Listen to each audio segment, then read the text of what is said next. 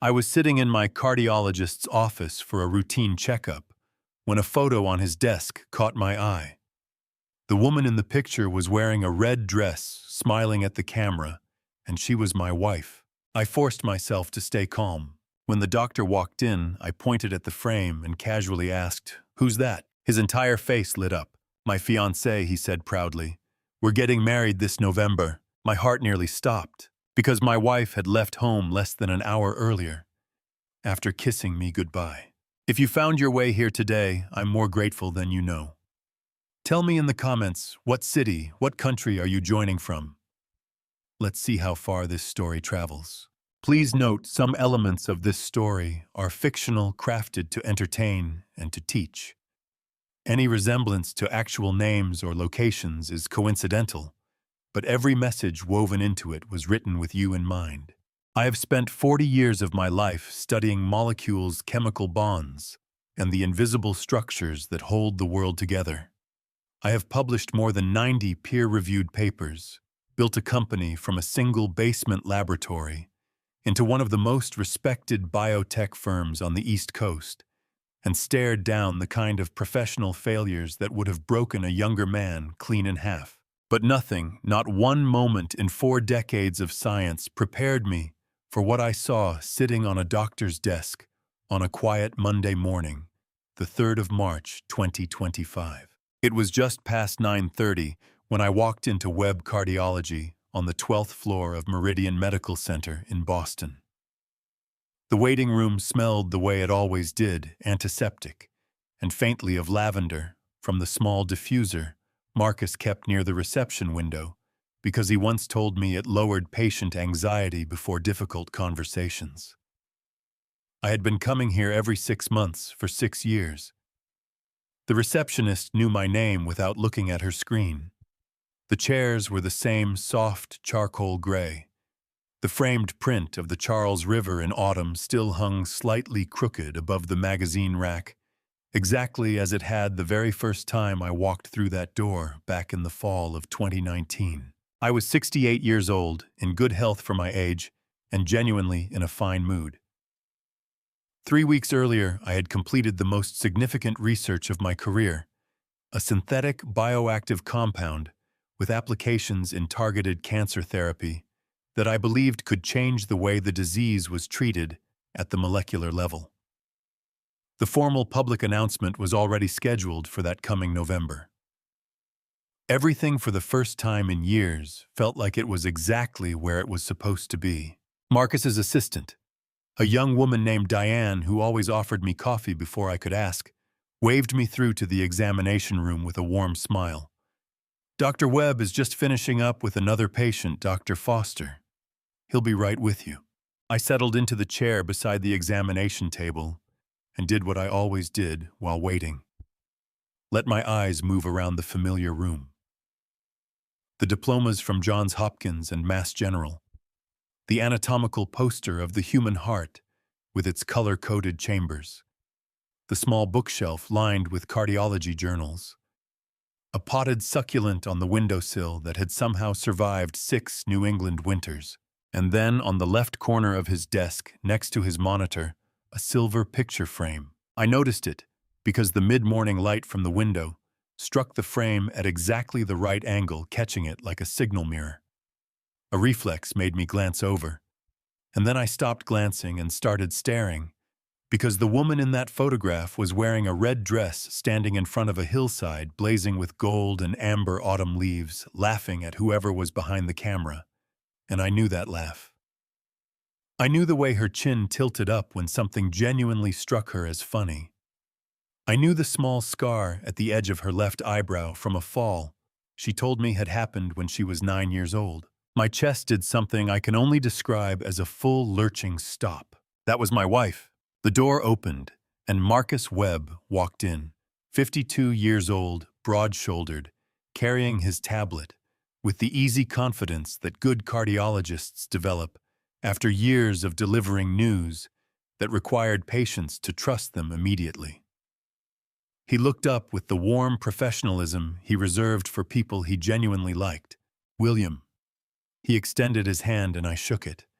My grip was perfectly steady, I was deeply proud of that.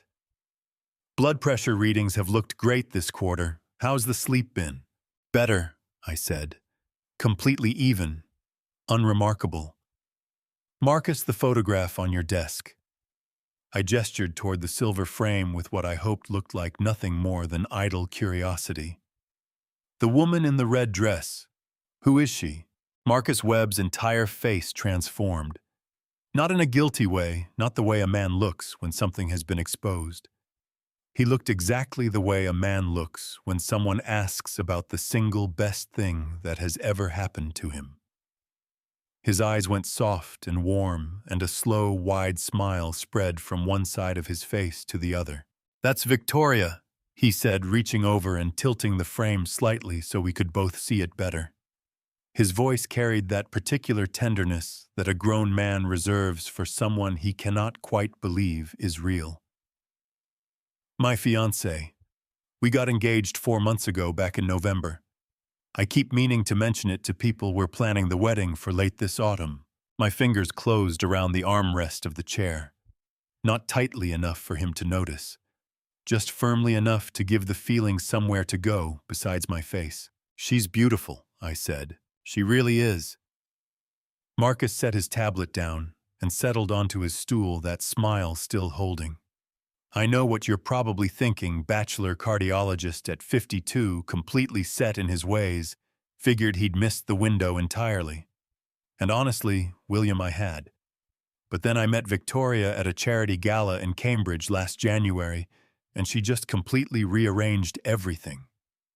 He shook his head with a short, disbelieving laugh. "You know what I mean." "I do," I said. "And the terrible thing was, I did. She lost her first husband a few years back." Marcus continued reaching for his stethoscope with the easy movements of a man who had absolutely no idea he was dismantling another man's world one sentence at a time. "Heart disease," she told me. "She doesn't talk about it much, still carries it quietly, the way some people do. But she is extraordinary, William. Warm, sharp, she actually follows half of what I talk about, which puts her ahead of most people I know." He laughed clean and genuine. The room had tilted 2 degrees to the left. I was aware of my own heartbeat in a way that had nothing whatsoever to do with cardiology. "When did you say the ceremony was?" I asked. "We're looking at November." Something elegant, not enormous, Victoria's words. He snapped on a glove and reached for the blood pressure cuff. "All right, left arm, please." I extended my arm. I breathed the way I had trained myself to breathe in laboratories when experiments went catastrophically wrong, slowly through the nose, releasing through the mouth, giving nothing away through the face. Marcus wrapped the cuff around my arm and pressed the button. The machine hummed. Numbers appeared on the screen. He nodded with professional satisfaction. "Perfect," he said. "Whatever you're doing, keep doing it." "I intend to," I told him, and I meant it in a way he could not possibly have understood. He moved through the rest of the examination, with his usual thoroughness, heart, sounds, reflex checks, a brief discussion about cholesterol, and the general virtues of sleeping more than 5 hours a night. I answered every question. I made the correct responses. I asked one follow-up about my latest EKG reading that I already knew the answer to, because asking it made me appear like a man focused entirely on his health and absolutely nothing else. When it was over, Marcus walked me to the door and briefly rested his hand on my shoulder. 6 months, he said. And William, tell that research team of yours to let you rest occasionally. Stress does more damage to the heart than most people are willing to admit. I'll pass that along, I said. I walked down the corridor to the elevator bank. I pressed the call button. I watched the floor numbers descend. When the doors opened, I stepped inside, pressed the lobby button, and stood facing the polished steel doors as they slid shut. My own reflection looked back at me, a 68-year-old man in a gray wool coat, upright, composed, completely unreadable. Inside my chest, something had cracked straight down the middle. But I had been a scientist for 40 years, and scientists do not act on a single data point. They go back to the lab, they verify, They build the evidence until it is so complete it cannot be argued with by anyone, including themselves. I straightened my coat. The elevator reached the lobby. I walked out into the cold March morning and went back to work. The drive from Meridian Medical Center back to Foster Tower took 11 minutes that Monday morning. I counted 8 traffic lights along the route the way I used to count ceiling tiles during graduate school oral defenses when I needed to keep the panic from reaching my face. By the time the elevator opened onto the 18th floor just before 11, I had made one decision. I would not react. Not yet. Not until I knew what I was actually reacting to. My executive assistant, Carol, 23 years with the company, a woman who could read my mood through 2 closed doors and a hallway, looked up from her desk as I came through. Carol Simmons had seen me navigate funding crises, board fights, and a hostile acquisition attempt in 2017 that lasted 8 months. She had never once asked for an explanation she suspected I wasn't ready to give. "How was the checkup, Dr. Foster?" "Unremarkable," I said, which was either the most honest or the most dishonest thing I had said all year. "Hold my calls until 2 o'clock. I need to work through some numbers." She nodded once. "Of course." I closed the office door behind me and stood at the floor-to-ceiling window for a moment, looking out over the Boston skyline. It was late morning now, the harbor throwing back the pale winter sun in flat, cold pieces. 32 floors below the city moved with its usual, purposeful indifference, entirely unaware that a man on the 18th floor had just had 8 years of his life pulled out from under him like a tablecloth from a fully set table. I sat at my desk. I opened the top drawer and took out a yellow legal pad and a pen, not a computer, not my phone, nothing with a digital record. Then I wrote 3 lines in the clean, deliberate handwriting of a man trying very hard to think like a scientist and not a husband. How long? Who is she? What does she want? I stared at those 3 questions for a long moment. Then I picked up my personal cell and called Claudia. She answered on the 2nd ring. Her voice was warm, unhurried, the voice of a woman spending a relaxed Monday morning at a pottery class somewhere in Providence, exactly where she'd said she would be. "William, how did the checkup go?" Was Marcus happy with everything? My jaw tightened just slightly. Not in anger, in recognition. She had called him Marcus, not Dr. Webb, not your cardiologist. Marcus. With the easy familiarity of a woman who had been in that office more than once. "Everything looked good," I said. My voice came out smooth as river stone. "He sends his regards. That man works too hard," she said lightly. The kind of line you say about someone you know well enough to have an opinion about.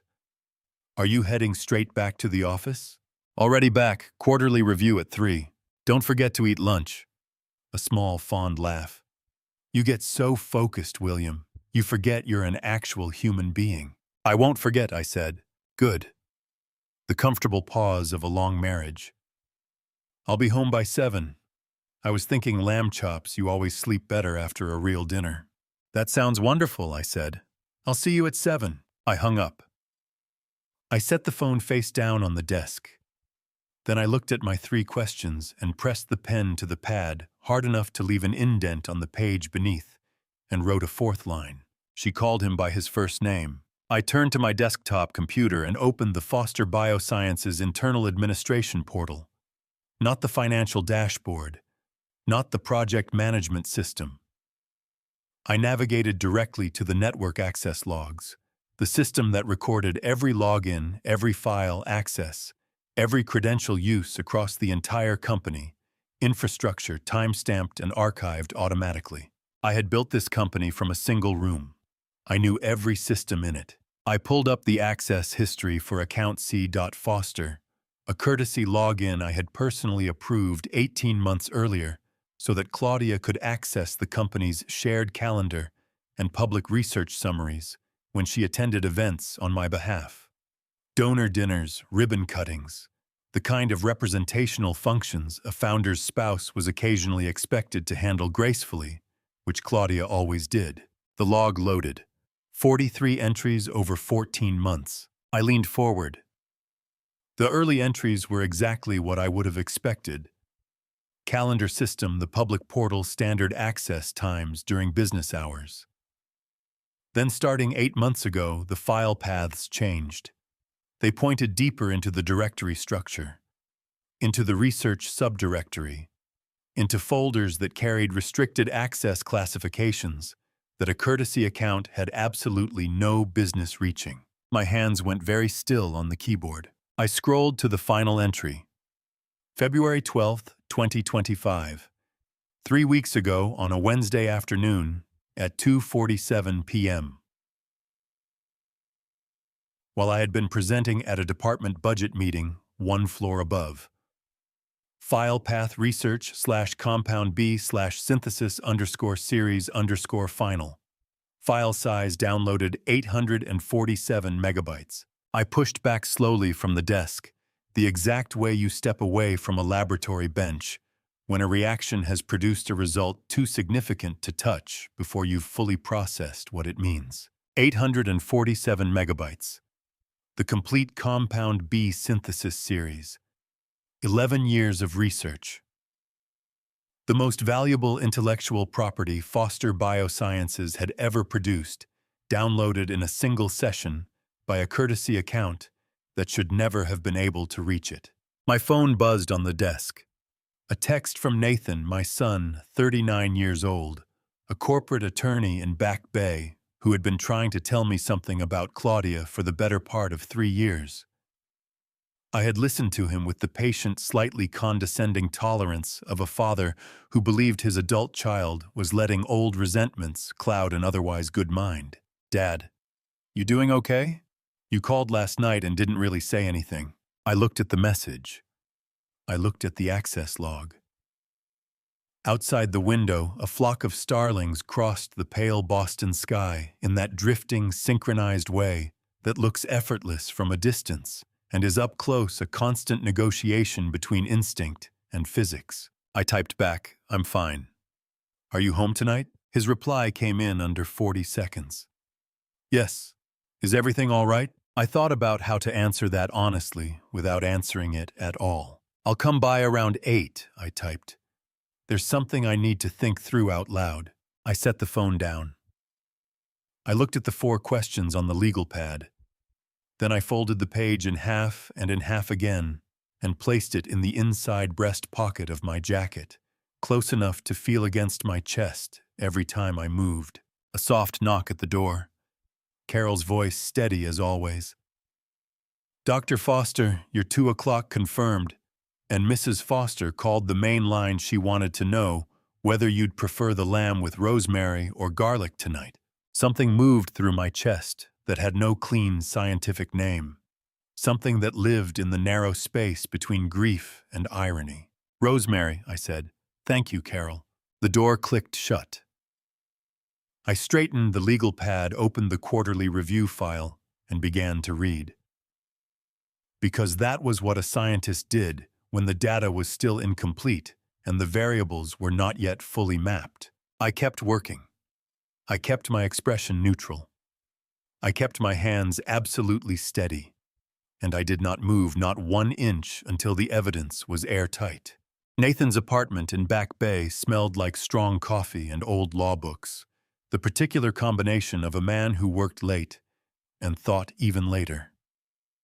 It was just past 8 o'clock on that same Monday evening, the 3rd of March, when he opened the door before I had even raised my hand to knock.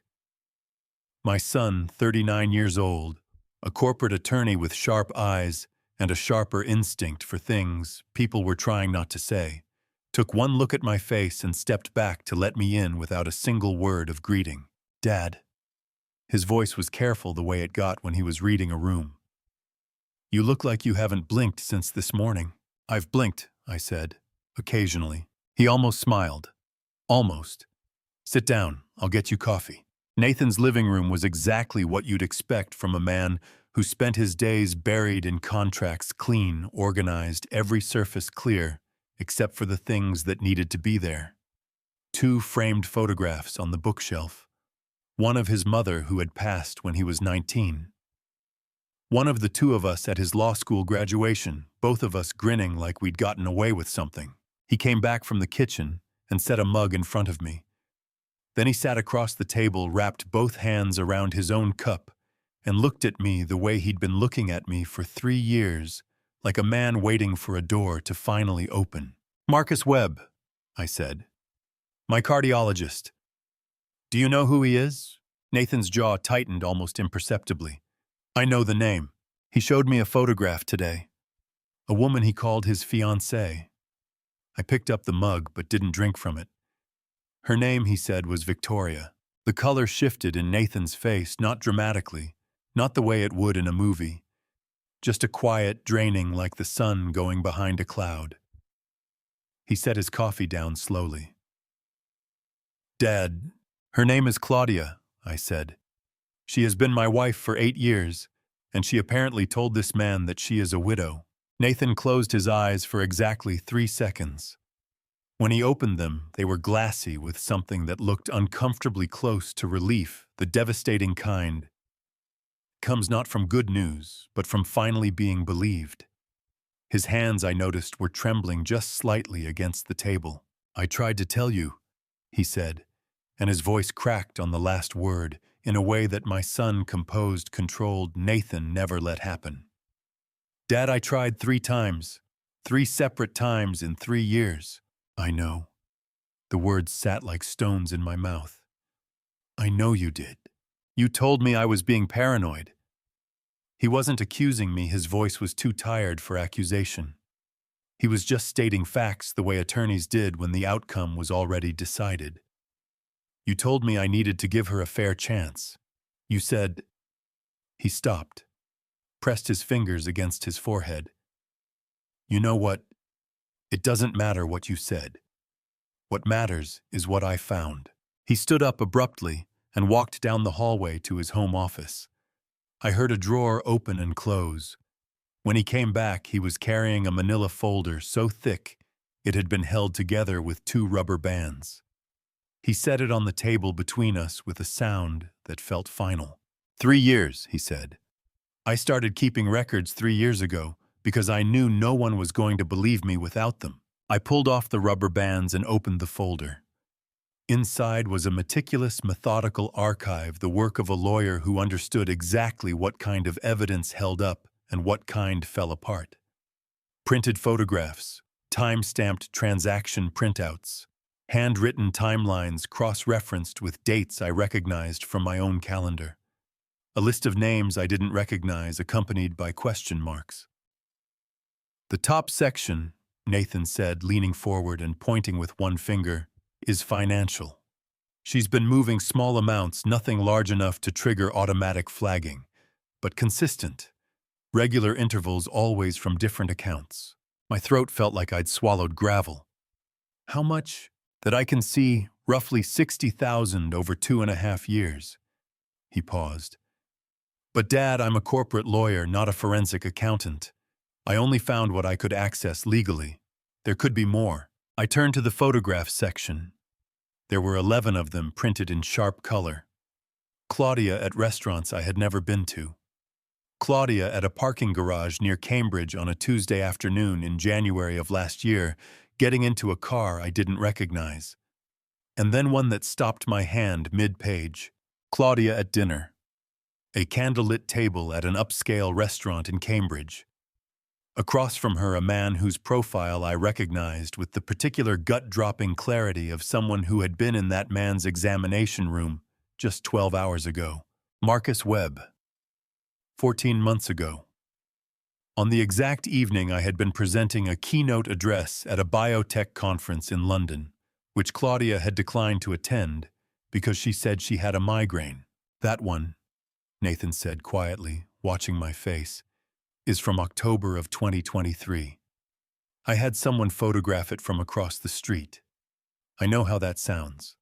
"It sounds like my son was doing what I should have been doing," I said. My voice came out rougher than I intended. The back of my eyes burned in a way that I absolutely refused to let go any further.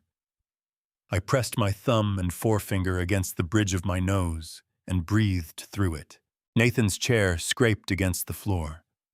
A moment later, his hand landed on my shoulder, firm, steady, the grip of a man who had learned a long time ago that his father didn't need to be handled gently so much as held steady. "What do you want to do?" he asked. I straightened up. The burning behind my eyes retreated. I closed the folder, carefully replaced the rubber bands, with the precision of a man who understood that these pages were now the most important documents in his possession. "I want to know everything," I said. "Not just what she's done. I want to know who she is. I want to know why." I looked at my son, really looked at him for the first time in longer than I was comfortable admitting. "And I want to do it right. No mistakes, no emotional decisions. We build this the same way I'd build a case in the lab from the evidence out." Nathan held my gaze. Then he nodded once with the quiet certainty of someone who had been waiting 3 years to hear exactly those words. "Then we start tomorrow," he said. I picked up my coffee finally. It had gone cold while we talked. I drank it anyway. I did not sleep that Tuesday night. Not really. I lay in the dark beside Claudia in our bedroom at the Beacon Hill house, a room I had designed myself right down to the bookshelves on the east wall and the particular shade of navy on the trim. And I stared at the ceiling while she slept with the easy, untroubled rhythm of a woman who had absolutely nothing on her conscience. Her breathing was slow and even. At one point, just past 2 in the morning, she turned toward me and draped her arm across my chest, the way she had done for 8 years, and I lay there beneath the weight of it and thought, I am sharing a bed with a woman I do not know. By 5:30 on Wednesday morning, the 5th of March, I was already dressed and sitting in my private study at the back of the house, a room Claudia had never shown much interest in, which I had once taken as a sign of respect for my work, and now reconsidered entirely. The rest of the house was dark and quiet. Outside the study window, the first gray light of a Boston winter morning was just beginning to separate the roof lines from the sky. I opened my personal laptop, not my work machine, not anything connected to the Foster Biosciences network, and I started with the joint financial accounts. Being a co-holder on every account in our marriage gave me complete legal access to every transaction, every statement, every transfer going back to the day we opened them. I had simply never looked closely before. I had trusted the quarterly summaries our financial advisor sent. I had trusted the woman sleeping upstairs. I pulled 12 months of statements and started reading from the bottom up. Most of it was ordinary: the mortgage, utilities, the grocery store on Charles Street, the dry cleaner 2 blocks from my office. Then 8 months ago, something changed. A recurring transfer, always on the 14th of each month, always in amounts small enough to feel routine, $1,200. Then $1,500. Then in January 2000. The recipient account was listed only as a routing number. No name attached. My stomach turned over. I opened a new window and navigated to the Foster Biosciences administrative portal. I had accessed the network access logs 2 days ago and found the C.Foster account. Now I needed to go deeper, specifically into the permission history. I needed to know who had elevated that courtesy account's access clearance from the public portal to the restricted research directory. The permission log loaded slowly. When it did, I felt the air leave my lungs. 14 months ago, at 11:22 on a Thursday evening, an administrator-level user had modified the C.Foster account permissions to include read and download access to the entire research division directory, including Compound B. The administrator account that made the change was listed as www.foster.admin. My own credentials. I pushed back from the desk so hard, the chair hit the wall behind me. My hands were shaking now, not violently, but with that fine, involuntary tremor that comes when the body registers something the mind is still trying to refuse. Someone had used my administrator login to give Claudia access to the most sensitive research data in the company. Either my credentials had been stolen, or she had accessed my laptop at home and done it herself on an evening when I was asleep, or distracted, or simply not paying attention. I sat with my hands flat on my thighs and breathed until the tremor stopped. Then I went back to the research logs and did something I had not done on Monday. I opened the actual downloaded files and cross-referenced them against the master database. What I found made the financial transfers feel almost minor by comparison. The data that the C. Foster account had downloaded on February 12th was not simply a copy of the compound B synthesis series. Before the download, someone had accessed the file in edit mode for 47 minutes. 47 minutes in which specific parameters within the synthesis formula had been altered subtly, carefully, in ways that would not be immediately obvious to anyone who wasn't intimately familiar with the original. Reaction temperatures shifted by fractions of a degree. Catalyst ratios adjusted just enough to push the process outside the effective range. The file that had been downloaded and presumably passed along to someone else was not the real formula. It was a convincing forgery of it. A version that would fail in any serious laboratory attempt. Claudia wasn't just stealing my research. She was planning to sell a broken version of it to someone, and when that someone discovered the deception, every finger would point directly at Foster Biosciences. At me. I heard the bedroom door open upstairs. Footsteps on the hallway floor. Then Claudia's voice, warm and morning soft, calling down toward the study. "William, you're up early. Do you want coffee?" I closed the laptop lid. I rolled my shoulders back. I arranged my face into something that resembled a man who had simply woken early and gotten a head start on emails. "That would be great," I called back. "Thank you." I listened to her move into the kitchen, the familiar sounds of cabinets opening the coffee grinder, running water filling the kettle. Every sound perfectly ordinary. Every sound now a performance I could no longer unhear. I reached for my phone and sent Nathan a text, "Found more. Worse than the folder. Call me at noon, not from your office phone." His reply came 4 minutes later. "Understood. And Dad, are you okay?" I looked at the closed laptop. I thought about 47 minutes of deliberate sabotage. I thought about $1,200 a month flowing somewhere I couldn't trace. I thought about my own credentials used against me in my own house. Working on it, I typed back. I pocketed the phone, stood up, and walked toward the kitchen to have coffee with my wife. I called Rebecca Harmon from my car on Thursday afternoon, the 6th of March, while sitting in the parking structure 2 blocks from Meridian Medical Center with the engine still running. Rebecca had been Foster Biosciences' head of legal for 11 years, a Harvard law graduate who had joined us as a junior associate at 23 and built herself case by careful case into the sharpest legal mind in the building. She was 34 now, precise in the way that only people who genuinely love the law become precise, and she had the rare gift of being completely unshockable without being cold about it. "Rebecca," I said when she picked up, "I need to ask you something, and I need you to answer as my attorney, not as my employee." A beat of silence, then, "Of course, go ahead." If I walk into Meridian Medical Center right now and request my complete patient file, every document, every assessment, every note ever recorded under my name, is there anything that could prevent them from giving it to me? I could hear her clicking her pen on the other end, which she only did when she was thinking fascist. Under HIPAA, any patient has the unconditional right to access their own medical records within 30 days of request. In Massachusetts, most facilities provide them same day for straightforward requests. They cannot deny you. They cannot redact without written justification. She paused.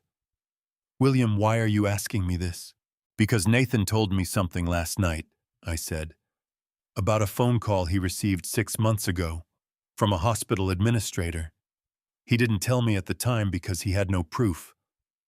I stopped, gripped the steering wheel until my knuckles ached. "I think someone may have added things to my file. Things I didn't authorize and don't know about." The clicking stopped. Rebecca's voice dropped half a register. "Don't ask for anything specific when you go in. Just request the complete file. Don't show surprise at anything you read while you're still in the building. Copy everything. Call me the moment you're back in your car." "Understood," I said. "And William, if what you're describing is what I think it might be, do not confront anyone in that building today. Not a single person." "I won't," I said. "Thank you, Rebecca." I killed the engine and walked the 2 blocks to Meridian in the cold March afternoon, hands in my coat pockets, moving at the unhurried pace of a man with a routine appointment, rather than a man whose heart was hammering against his sternum with every step. The records department was on the 3rd floor. A young administrator named Greg, cheerful, efficient, completely unsuspecting, pulled up my file on his terminal and smiled. "Dr. Foster, you've been a patient here since 2019. That's going to be a fairly thick packet. Do you want digital printed or both?" "Both, please," I said pleasantly. "I like to be thorough." Greg laughed like I'd made a small joke. He printed and compiled while I stood at the counter and looked at the framed motivational poster above his workstation. Something about perseverance and mountain climbing, and kept my face absolutely composed. When he handed over the envelope, it was heavier than I expected. I thanked him, tucked it under my arm, and took the stairs back down rather than wait for the elevator, because I needed the movement to keep from tearing it open right there in the hallway. I made it to a bench in the small courtyard outside the building. The March air was raw and sharp. My fingers were already working at the envelope clasp. The first 30 pages were what I expected. EKGs, blood panels, blood pressure records, the unremarkable annual notes of a 68-year-old man who exercised regularly, ate reasonably well, and took his medication. I turned pages steadily, breathing through my nose until I reached a section behind a blue divider tab that I had never seen before. Cognitive Capacity Evaluation Series, October through December 2024. 3 separate assessments, 10 pages each. Detailed, clinical, formatted exactly the way legitimate neuropsychological evaluations were formatted, because whoever had produced them understood the system well enough to replicate its language precisely. I read every word. My eyes moved across phrases like progressive memory lapses and diminished executive function, and early indicators consistent with mild cognitive decline. And I felt something cold and specific travel from the base of my skull straight down to my feet, not shock exactly, but the particular nausea of a man recognizing the shape of a trap he has been standing inside without knowing it. I had never attended a single one of these evaluations.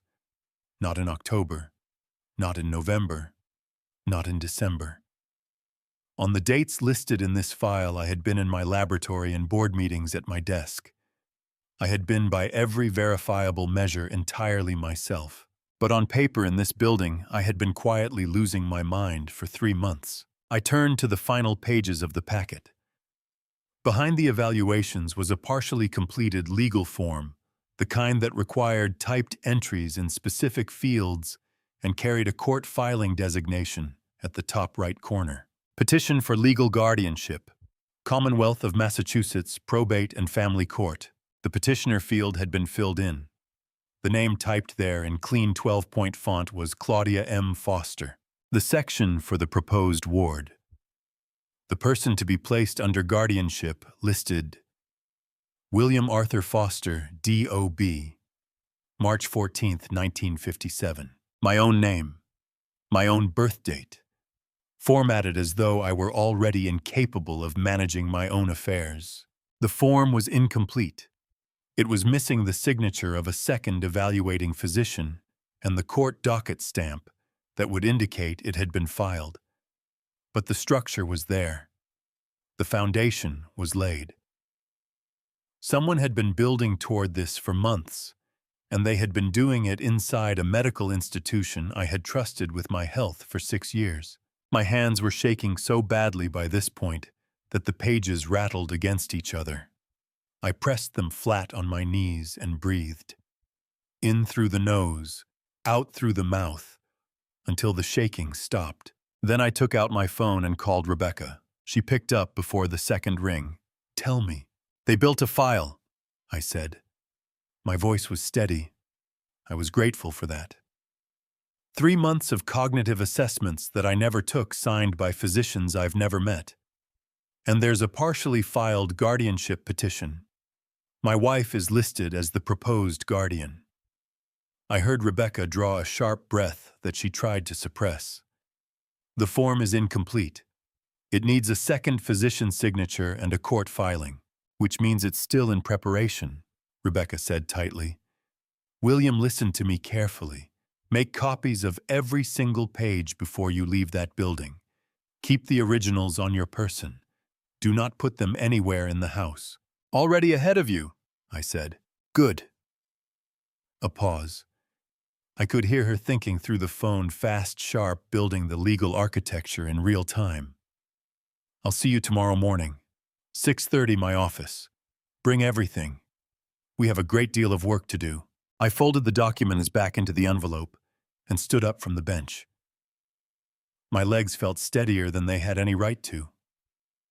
Above me, the gray Boston sky pressed down over the rooftops, indifferent and enormous. Someone had spent months constructing a version of me on paper, a diminished, incapable version, and they had done it with such patience and precision that it had nearly gone completely unnoticed. I walked back to my car and drove home to have dinner with my wife. At 6:28 on Friday morning, the 7th of March, I stepped out of the elevator onto the 15th floor of Foster Tower, while the rest of the building was still dark, and the cleaning crew was finishing the overnight rounds. Rebecca Harmon was already at her desk when I knocked on the open glass door of her office jacket. On coffee in hand, 2 additional monitors pulled forward, the particular focused energy of a woman who had been here since before 5. Close the door, she said without looking up from her screen. I closed it. I sat in the chair across from her desk and placed the envelope from Meridian Medical Center between us. She pulled it toward her, opened it, and began reading with the concentrated stillness of someone who understood that every word on every page was potential ammunition. For 4 minutes, neither of us spoke. Rebecca's expression did not change. But I watched her jaw tighten twice, once at the cognitive evaluation summary, and once sharply when she reached the guardianship petition. All right, she said, finally setting the papers down with controlled precision. Tell me everything else, from the beginning. Don't edit. So I did. I told her about the photograph on Marcus Webb's desk, about the access logs and the 847 megabytes, about Nathan's folder and the 3 years of documentation he had compiled alone, about the financial transfers and the altered research data. I laid it out in sequence the way I would present findings at a conference, chronologically, factually, without embellishment. Rebecca listened without interrupting once. She made notes in a legal pad in her small, precise handwriting. When I finished, she set her pen down, picked up her coffee, and looked at me over the rim of the cup with the expression of someone who has just been handed a case that is simultaneously fascinating and horrifying. The guardianship play is the center of it, she said. Everything else, the financial transfers, the research data, those are secondary. The primary objective is control. If she obtains legal guardianship over you before November, she controls your assets, your medical decisions, and most critically, your ownership stake in this company. She leaned forward. 72% of Foster Biosciences, William. That's what she's after. My throat tightened. How close is she? Close enough that we cannot waste a single day. Rebecca turned to her left monitor and began typing. I'm going to start with a full background verification. Name, social security number, academic credentials, address history, prior employment. Everything she submitted when you married, every document that established who she claims to be. You think the identity itself is false, I said. Rebecca looked at me steadily. I think we need to verify that it isn't. There's a difference. She held my gaze a moment. But yes, I think it's possible. She typed for several minutes while I sat with my coffee and watched the early morning light begin to touch the tops of the downtown buildings through her office window. At 7:15, she picked up her desk phone and dialed a number from memory. "Yes, good morning. This is Rebecca Harmon. I'm General Counsel for Foster Biosciences in Boston. I'm trying to verify the academic credentials of a former student. The name on file is Claudia Ann Mercer, listed graduation year 2001 undergraduate program, School of Literature, Science, and the Arts." She listened. "Yes, I'll hold." She held for 3 minutes. I watched her face. It gave nothing away until the person on the other end came back, and then almost imperceptibly, her eyes sharpened. "I see," she said. "And there's no record of a transfer or a name change attached to that student ID." She listened again. "No, that's fine. Thank you for your time." She placed the receiver down with the careful deliberateness of someone setting down something fragile. "The University of Michigan has no record of a student named Claudia Ann Mercer graduating in 2001, she said. "They searched all variants of the name and the student ID number on the credential. Nothing." The words landed in the room like stones dropped into still water. I felt the impact move through my chest in slow, expanding rings. "The diploma on file in our HR system," I said, "is a fabrication," Rebecca said flatly. She was already back on her keyboard. "I'm now running the passport number through a federal verification service we use for international contract work. It takes about 10 minutes. While we waited, she cross-referenced the Social Security number against the public records database. The number existed. It was assigned. But the assignment date was recent, issued just 14 months before Claudia and I met, to an address in Detroit, that when Rebecca pulled satellite imagery had been a vacant lot since 2018. "Someone built this identity from scratch," Rebecca said almost to herself, her eyes scanning the screen. "New SSN, new academic records, new address history. This is not an amateur job. This took resources and time and someone who understood institutional documentation systems." She looked up at me. "William, whoever this woman is, she did not become Claudia Mercer last year. She has been Claudia Mercer for at least a decade, possibly longer. This was prepared well in advance of meeting you." The passport verification came back. "Number issued 9 years ago. The registered address, an apartment building in downtown Detroit, had been demolished in 2019. The building, according to city records, had contained 14 units. None of the former tenants matched the name Claudia Mercer." Rebecca printed everything, stacked the pages with her habitual neatness, and placed them beside the medical file. Then she looked at me across the desk with the direct, unflinching gaze of a woman who understood that what she said next was going to hit harder than everything that had come before. "Do you want to know her real name?" she asked. My hands were completely still on the armrests of the chair. My chest felt like something inside it had been wrung out slowly and put back wrong. 8 years. 8 years of dinners and anniversaries, and the particular intimacy of a long marriage, and every single moment of it had been constructed by a woman whose actual name I did not know. "Not yet," I said. My voice came out quieter than I intended, rougher at the edges. "First, I need to understand why. The name can wait." I met Rebecca's eyes. "The reason cannot." Rebecca held my gaze for a long moment. Then she nodded, once reached for her legal pad and started writing. Neither of us said what we were both thinking, that the reason, when we finally found it, was going to be worse than any name. I called Marcus Webb on Saturday morning, the 8th of March, from a burner phone I had purchased the day before at a convenience store on Commonwealth Avenue, a precaution that would have felt paranoid to me 1 week ago and felt entirely reasonable now. I kept the call short and used a tone I had spent 40 years perfecting in faculty meetings and boardrooms, the tone of a man who is mildly concerned rather than urgently afraid. "Marcus, it's William Foster. I hope I'm not catching you at a bad time. William." A note of genuine warmth, entirely unsuspecting. "Not at all. What can I do for you? I'd like to buy you a coffee this afternoon if you have an hour." Not a medical thing, just something I'd like to think through with someone I trust. I paused the right amount of time. You've been my doctor for 6 years. I'd value your perspective. A beat. Of course. Is everything all right? I think so, I said. I just want to be sure. We met at 2 o'clock at a small coffee shop near Fenway Park.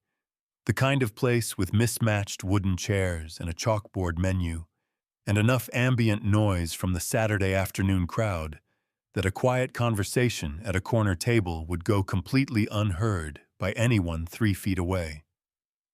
Marcus was already there when I arrived in a weekend jacket and no tie, holding a black coffee, and looking like a man who had set aside a pleasant Saturday afternoon, out of nothing but goodwill, toward a patient he'd known for years. He stood when he saw me and extended his hand with that easy, open smile.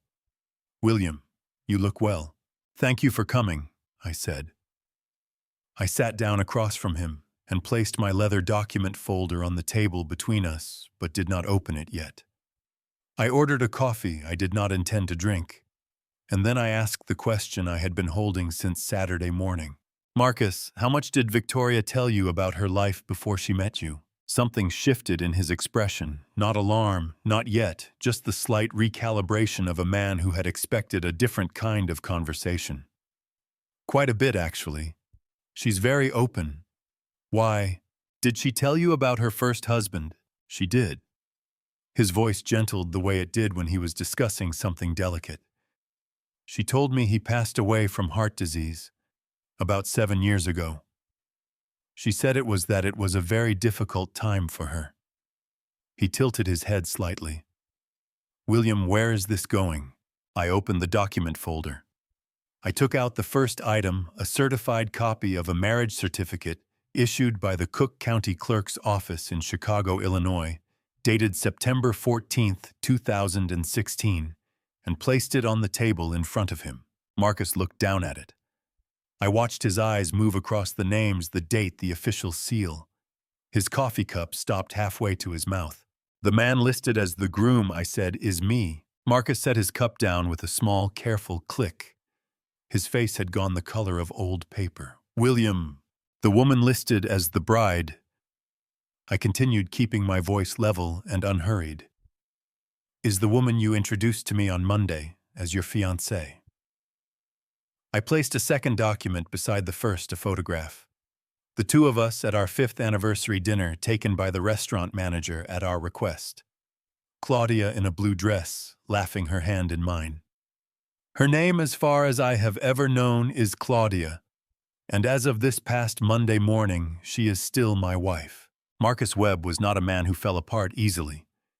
30 years of cardiology had built a particular architecture of composure into him, the kind you needed when you were delivering terminal diagnoses to families who weren't ready to hear them. But watching him sit across that table from me, I saw that architecture crack straight across the middle. His jaw went tight. His eyes went glassy. He pressed his fist against his mouth and breathed through his nose with the concentrated effort of a man fighting to keep himself together in a public place. "She told me..." His voice broke. He stopped. Tried again. "She told me his name was Richard, that he died of a cardiac event." A short, pained sound escaped him that was not quite a laugh and not quite a sob. "I'm a cardiologist, William. She told a cardiologist that her husband died of a heart attack." "I know," I said, and I meant it with every ounce of the particular grinding sympathy one deceived person can feel for another. "Marcus, I need you to look at one more thing."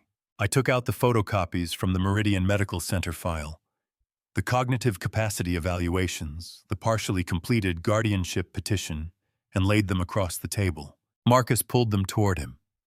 His hands were trembling now visibly, the fine, unsteady tremor of a man whose world had just been restructured without his permission. He read the first evaluation page, then the second.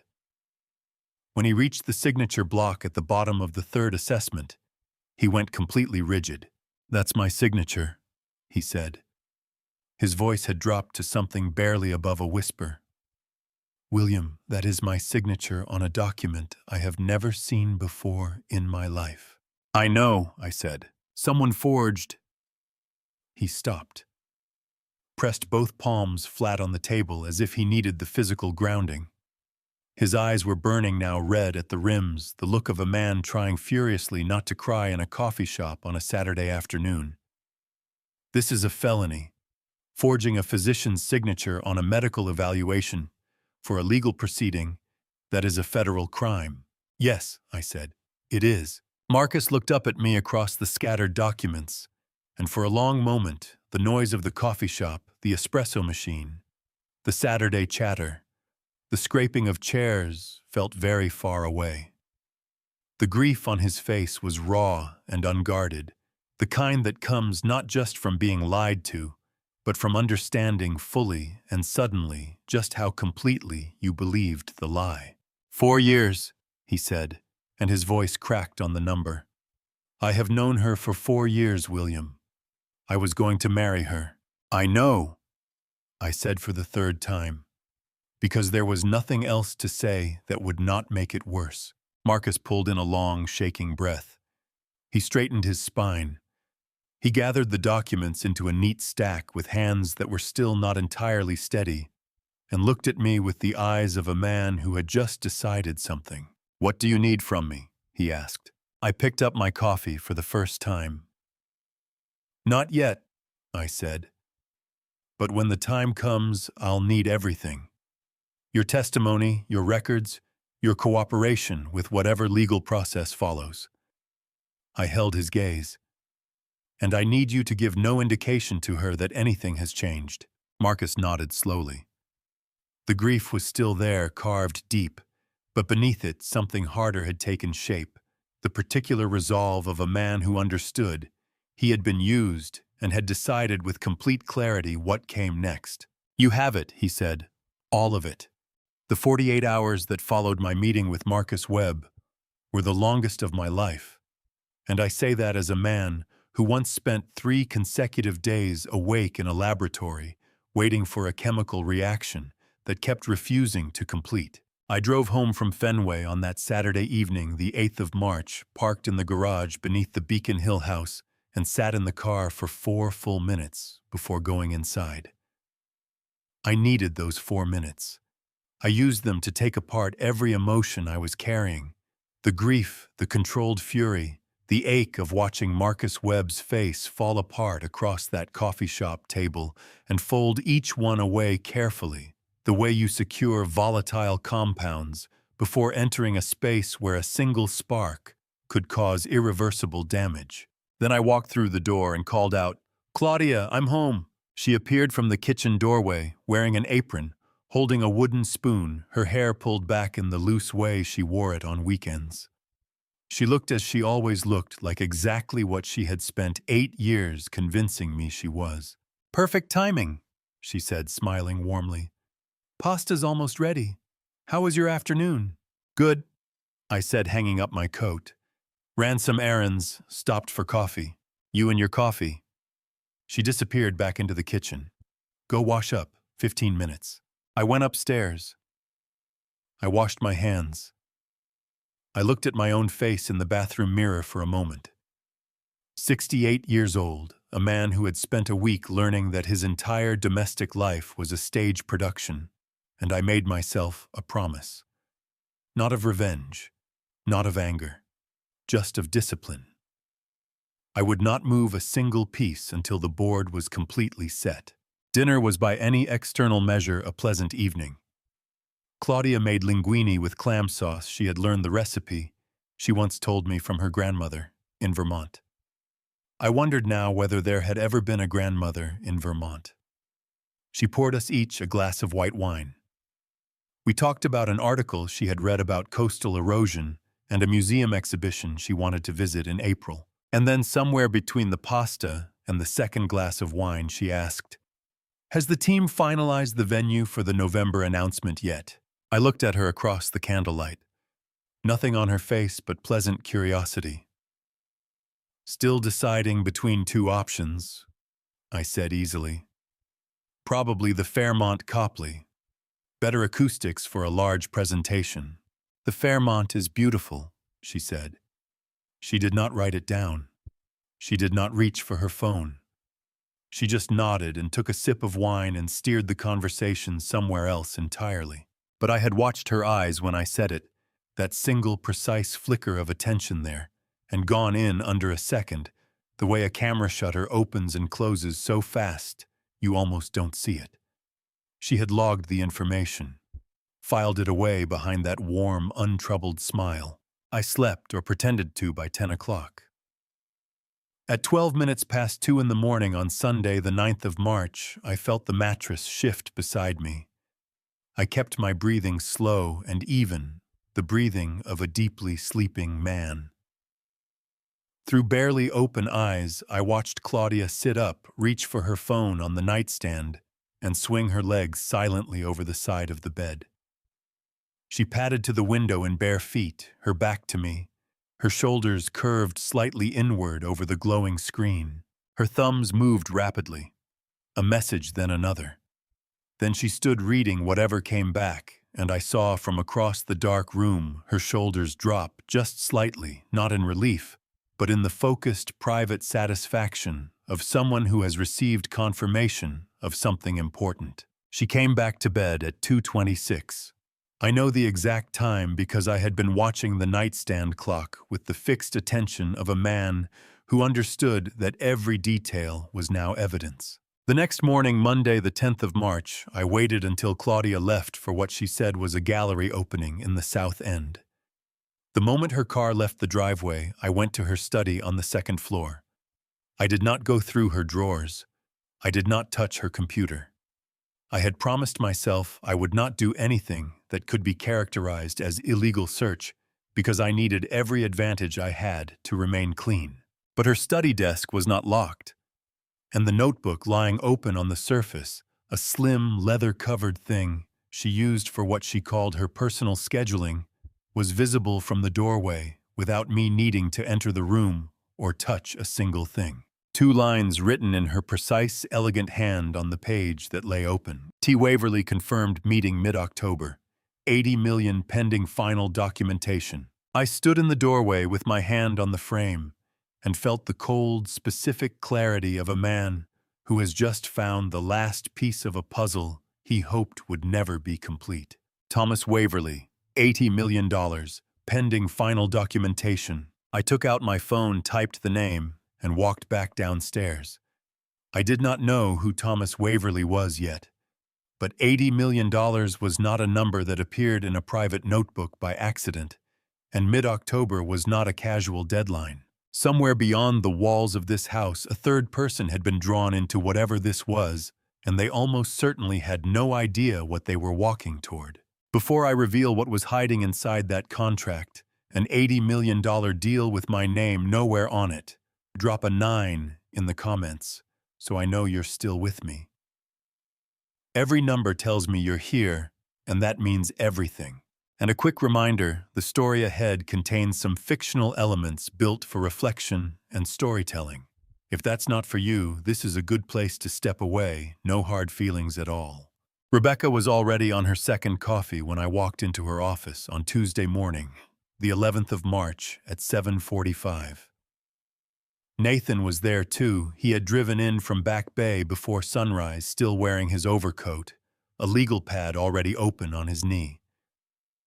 The 3 of us had never sat in this room together before, not like this, not with the door closed and the blinds drawn, and the particular charged quiet of people who understood that what they said in the next hour would determine the shape of everything that followed. I gave Rebecca the name first. Thomas Waverly, and a number $80 million.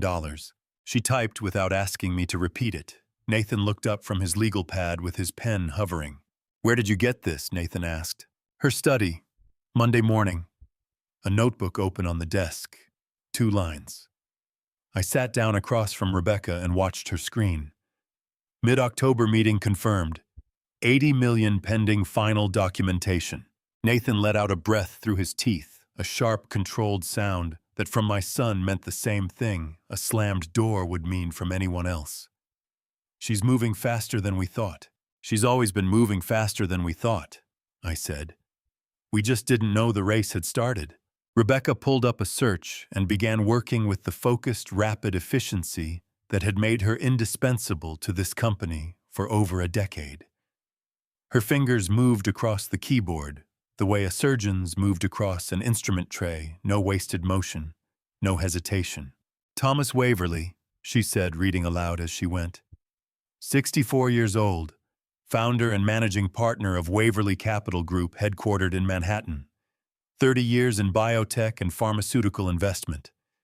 Notable exits include 3 FDA-approved drug platforms and 2 major acquisition deals. She paused. His due diligence process is legendary in the industry, William. He's turned down billion-dollar opportunities over documentation irregularities. He is not a man who gets fooled easily. And yet, Nathan said flatly, and yet. Rebecca agreed. She navigated to the Massachusetts Secretary of State's Business Registry, a public database where all registered business entities in the state could be searched by anyone. She typed in a search, waited 4 seconds. Then her jaw tightened in the precise way it did when she found something she had hoped she wouldn't.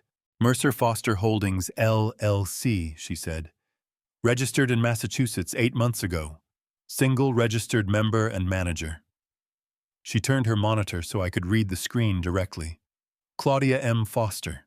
The name sat on that screen like a stone through a window.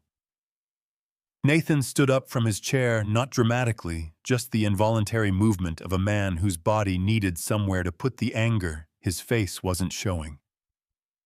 He walked to the window, gripped the frame with one hand, and looked out over the Boston skyline without speaking. She used my name, I said. My voice came out very quiet. She used your name, Rebecca confirmed. Mercer Foster. It implies an authorized partnership. To anyone looking at this from the outside, to Waverley, to any investor, it reads as a legitimate entity connected to you and to Foster Biosciences. She pulled up another screen. I'm pulling the operating agreement. The document loaded.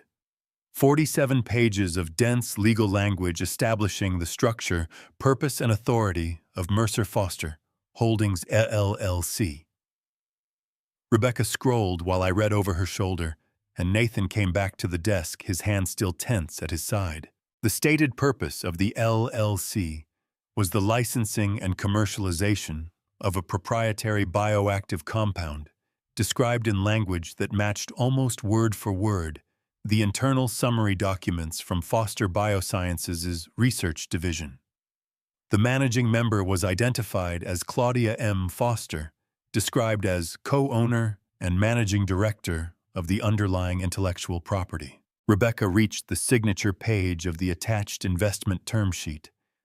The intended counterparty was listed as Waverley Capital Group. The agreed investment amount, $80 million. The closing date, November 15, 2025. I had scheduled the public announcement of my compound for November 14th. Nathan caught it the same second I did. He put both hands flat on the edge of Rebecca's desk and leaned forward, his voice dropping to something barely above a murmur. She's planning to sign the deal the day after your announcement. When the compound is public, when the valuation is at its peak, when Waverley has maximum confidence in the asset. And when any questions about ownership could be explained away as a dispute to be resolved later. Rebecca added, her voice clipped and tight with professional fury. By which point she will have $80 million in legal documentation that she was the managing party in the transaction. I looked at the closing date one more time. November 15th. I thought about Claudia asking about the Fairmont Copley Plaza over dinner, the quick camera shutter blink of her eyes when I confirmed the venue. She had not been making small talk. She had been confirming her timeline. Does Waverley know I exist? I asked. Rebecca scrolled to the beginning of the document and ran her eyes across the parties section. Then she scrolled through the recitals, the representations, the disclosure schedules, 47 pages. She looked up at me. Your name does not appear once in this document, she said. Not once. The room felt very still for a moment. Nathan straightened up and ran one hand through his hair, the gesture he had made since he was a teenager when something hit him harder than he expected. His eyes were bright, with the kind of anger that lived just behind controlled composure, pressing forward, looking for the seam. "So Waverly is walking into an $80 million transaction," he said, "believing he is buying a license from the legitimate owner of a compound that she does not own, has no right to sell, and has handed him a falsified version of." "Yes," I said. Nathan made a sound low in his chest that was not quite a word. Rebecca pressed her fingers against her temple and looked at the screen with the expression of someone doing very precise arithmetic on very unpleasant numbers. "He's a victim," she said. "An unwitting one, but a victim nonetheless. Which means we have an obligation, legal and ethical, to reach him before November 15th. She looked at me directly. "But we cannot move too early. If Claudia gets any indication that we're building a case, she will move the assets, destroy the documentation, and disappear before we have enough to hold her." "How long do we need?" I asked. "At minimum 3 weeks to build an airtight file." Rebecca picked up her pen and began writing in her precise small hand. "I want financial forensics on the LLC accounts, a full authentication analysis of the forged medical documents, and a formal legal opinion on the intellectual property ownership question before we approach Waverly or anyone else." Nathan nodded.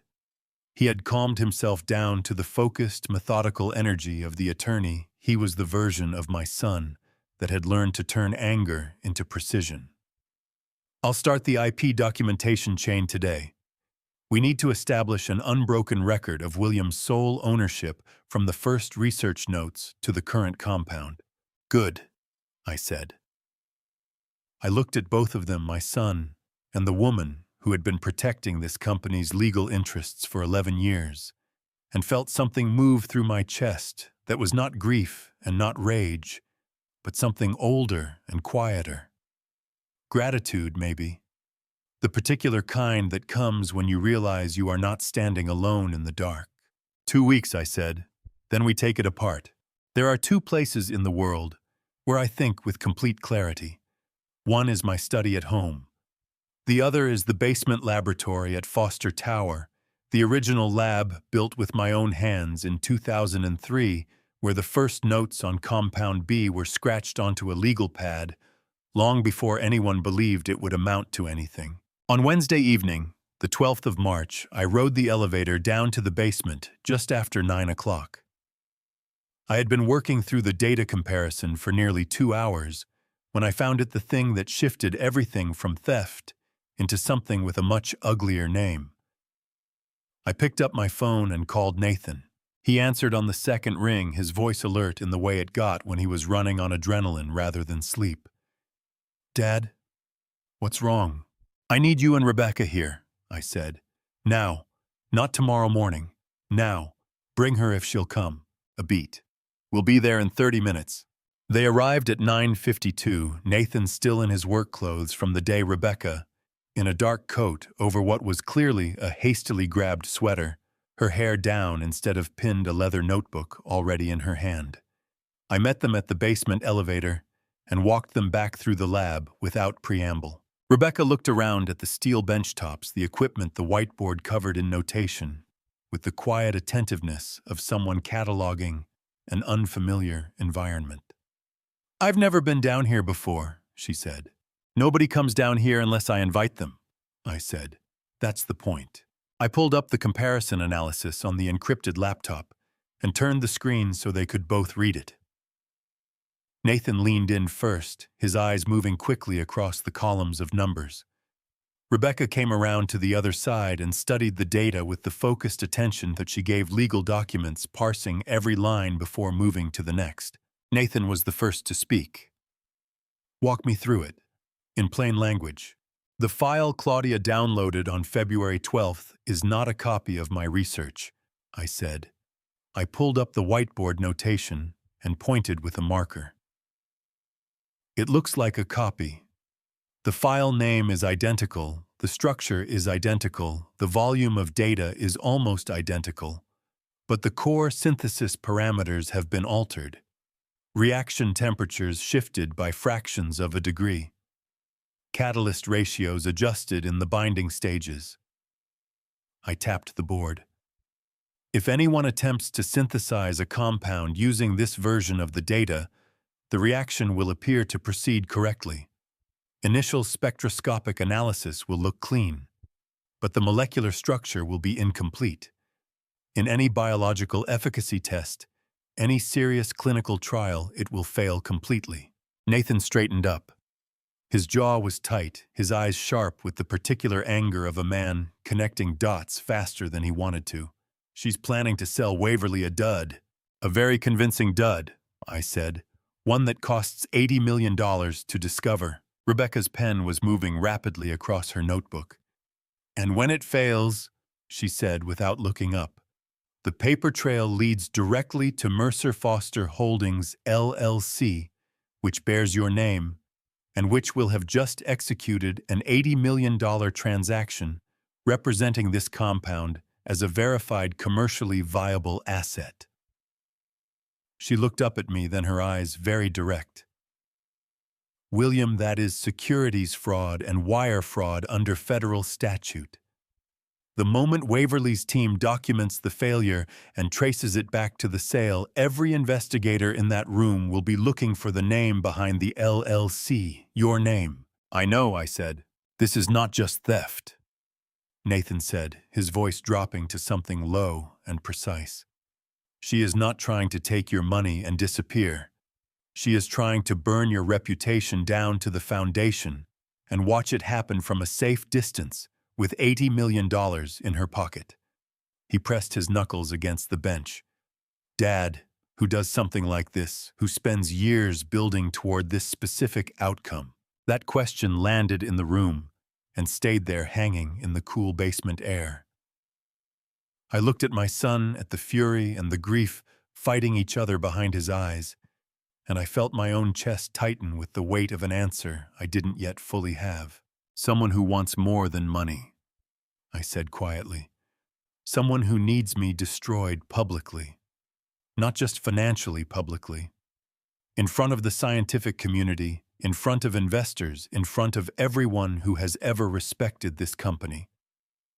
I set the marker down. That kind of hatred doesn't come from nowhere, Nathan. It has a history.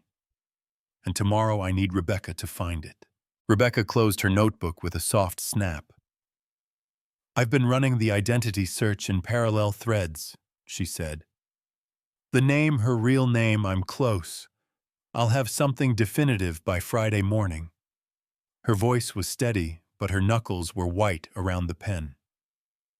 What I can tell you right now is that the degree of preparation in this case is extraordinary. The false identity, the medical records, the LLC, the altered data, this is not opportunistic.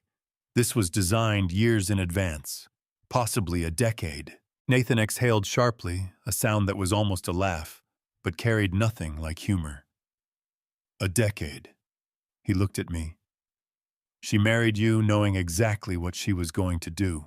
The words hit me the way certain experimental results hit, not explosively, but with a slow, settling weight that rearranged everything around it. 8 years. 8 years of dinners and anniversaries and the specific quiet intimacy of a shared life.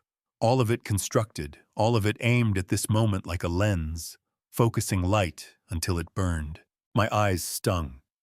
I pressed the back of my hand briefly against my mouth and breathed through it because I was 68 years old, and I had been through enough to know that grief was not something you outran, only something you metabolized slowly over time, in whatever private moments you could find.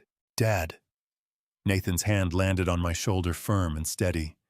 We are going to get every piece of this, every single piece. I nodded. I straightened up. I looked at the whiteboard, the logic chain, the sequence, the shape of what had been built against me in the dark, and I made the same decision I had been making every day since the 3rd of March. Keep going. Keep the hands steady. Keep building until the evidence is so complete it cannot be argued with. 3 weeks, I said. Then we move. Rebecca was already reaching for her phone. I'll have the real name by Friday, she said. And William, whatever we find, you need to be ready. Because I suspect the reason is going to hurt more than any of the rest of this. I looked at the original workbench where Compound B had first taken shape 11 years ago. The bench where I had believed genuinely and completely that the most important work of my life was still ahead of me. It still was, just not in the way I had imagined. Rebecca called me at 3:47 on Friday afternoon, the 14th of March, which happened to be my birthday, a fact I had not mentioned to anyone, and which the day had chosen to acknowledge by delivering the worst information of my life. "Come to my office," she said. Her voice was measured the way it got when she was carrying something heavy and needed both hands free. "Nathan's already here." I took the stairs from the 18th floor to the 15th rather than wait for the elevator. When I pushed open Rebecca's office door, Nathan was sitting in the chair across from her desk, with his elbows on his knees and his hands clasped in front of him, the posture of a man bracing for impact. Rebecca was standing at her window with her back to the room, looking out at the afternoon sky over downtown Boston. She turned when she heard me come in. "Close the door," she said. I closed it. I sat beside Nathan. I looked at the thin folder on Rebecca's desk, thinner than I expected, for the answer to a question this large, and I waited. Rebecca sat down. She opened the folder and placed a single printed page on the desk between us. On it was a photograph, black and white, printed from what looked like an old academic faculty directory. A man in his mid-40s, square jaw, wire-rimmed glasses, the particular look of someone who spent more time thinking than sleeping. "Her real name is Sandra Voss," Rebecca said. "She is 41 years old. She grew up in Ann Arbor, Michigan." She touched the photograph with one finger. "This is her father. His name was Gerald Voss." The name landed on me like a hand on the shoulder in a dark room, unexpected, physical, immediate. I stared at the photograph. Gerald Voss. The wire-rimmed glasses. The sharp, restless eyes that I remembered arguing with across a conference table at MIT on a wet October afternoon in 1996.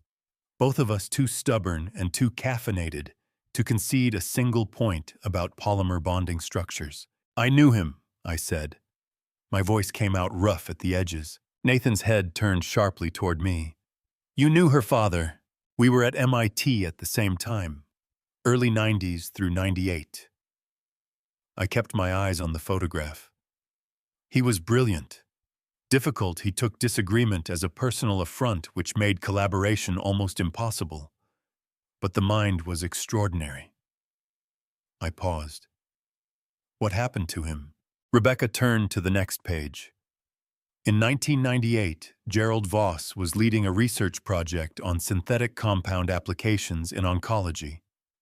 He had secured significant private funding, approximately $4 million, and was within months of a major publication. She looked at me steadily. Foster Biosciences published first. 6 weeks before his submission date, your team released findings in the same research area that effectively superseded his work. His funding was withdrawn within the month. His research partnership dissolved. He lost the project, the funding, and his position at the university in the same academic year. The room felt like it had contracted around me. I pressed my thumb and forefinger hard against the bridge of my nose and breathed through the pressure of it. "I didn't steal from him," I said. The words came out tight, defensive, in a way I hadn't intended. We were working independently. We were faster. That happens in science. It is brutal, and it is impersonal, and it destroys careers, but it is not theft. "I know that," Rebecca said gently, but without flinching. "And legally, you are completely protected. There was no misconduct, no misappropriation. You simply published first." She paused. But Gerald Voss did not experience it that way. He spent the last 11 years of his life in financial difficulty, professionally isolated. and by most accounts, deeply bitter. Another pause. He died in 2009. Sandra was 23. Nathan exhaled through his nose a sharp, pained sound. He rubbed his face with both hands, dragging his palms down over his jaw, and when he looked up, his eyes were red at the rims. She was 23 years old when she watched her father die broken, he said. And then she spent the next decade building a fake identity and engineering a way inside your life. His voice cracked on the last word just slightly. Dad, she did not marry you by accident. She researched you, targeted you, and built a persona specifically designed to make you fall in love with her. The pain in my chest at that moment was not like anything I had felt before in this entire ordeal. Not the cold shock of the photograph on Marcus's desk, not the clinical horror of the falsified medical records. This was something rawer and more personal. The grief of understanding that every warm moment I had believed in over 8 years had been a calculated instrument of destruction aimed directly at me. My eyes burned. My throat tightened until swallowing took effort. I looked at the photograph of Gerald Voss, a man I had beaten in a race. Neither of us had known we were running against each other. And I felt the full, crushing weight of what a young woman's grief left to fester for 16 years was capable of becoming. She blames me for his death, I said. Yes, Rebecca said quietly. And she's wrong. Nathan said, his voice fierce, now leaning forward. Dad, listen to me. You did nothing illegal. You did nothing unethical. You cannot be held responsible for the consequences of fair scientific competition. I know, I said. But understanding something legally and feeling it are not the same thing. I picked up the photograph of Gerald Voss and looked at it for a long moment. The wire-rimmed glasses, the sharp eyes, the face of a man who had deserved a better ending than the one he got, regardless of how it came about. He was gifted. He deserved more than what happened to him. My voice dropped to something barely above a murmur. I am sorry I was not the person who found a way to give it to him. Nathan's hand came down on my forearm and gripped it hard. Don't, he said. Don't carry that. She made her choices, Dad. Whatever her father suffered, she chose this. She chose 8 years of deception and fraud and cruelty. That belongs to her, not to you. I set the photograph down. I straightened my back. I looked at my son, at the fierce, protective anger in his eyes, and felt something shift in my chest from grief to something harder and more purposeful. What do we do next? I asked. Rebecca picked up her pen. Now, she said, we build the weapon. Nathan spread the documents across the conference table in his financial district office on Saturday morning, the 15th of March at 9 o'clock sharp, and the first thing I noticed was the way he had arranged them, not randomly, but in a precise left-to-right sequence that told a story any judge or jury could follow without explanation. My son had spent the night building a timeline, and looking at it laid out across that polished mahogany table, I felt the particular chill of seeing something abstract become concrete and urgent. Rebecca arrived 3 minutes after me, set her coffee down without drinking it, and began reading from the left. Walk me through it, I said to Nathan. He stood at the head of the table with a legal pad in hand, and for the next 20 minutes, he broke down what the documents showed with the methodical precision of an attorney presenting to a senior partner. His voice was steady, but I could see the tension in his jaw, the way he kept pressing his thumbnail against the edge of his legal pad when he reached a particularly difficult number. The guardianship petition works on a specific legal timeline in Massachusetts, he said. It cannot be rushed without triggering procedural red flags that would invite scrutiny. Sandra. He paused briefly, recalibrating to the name we had only learned yesterday. Sandra has been following the standard timeline almost exactly, which tells me she either researched this thoroughly or had legal guidance. She's had 10 years to research everything, Rebecca said flatly. Right. Nathan tapped the first document. October through December 2024, the fabricated cognitive evaluations are created and entered into the Meridian Medical Center system. That's the foundation.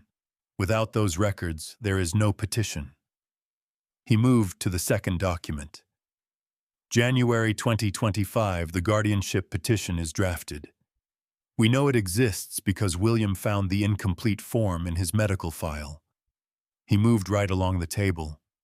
The projected filing date based on the completion checklist in the petition draft is April 2025, approximately 3 weeks from now. My stomach dropped.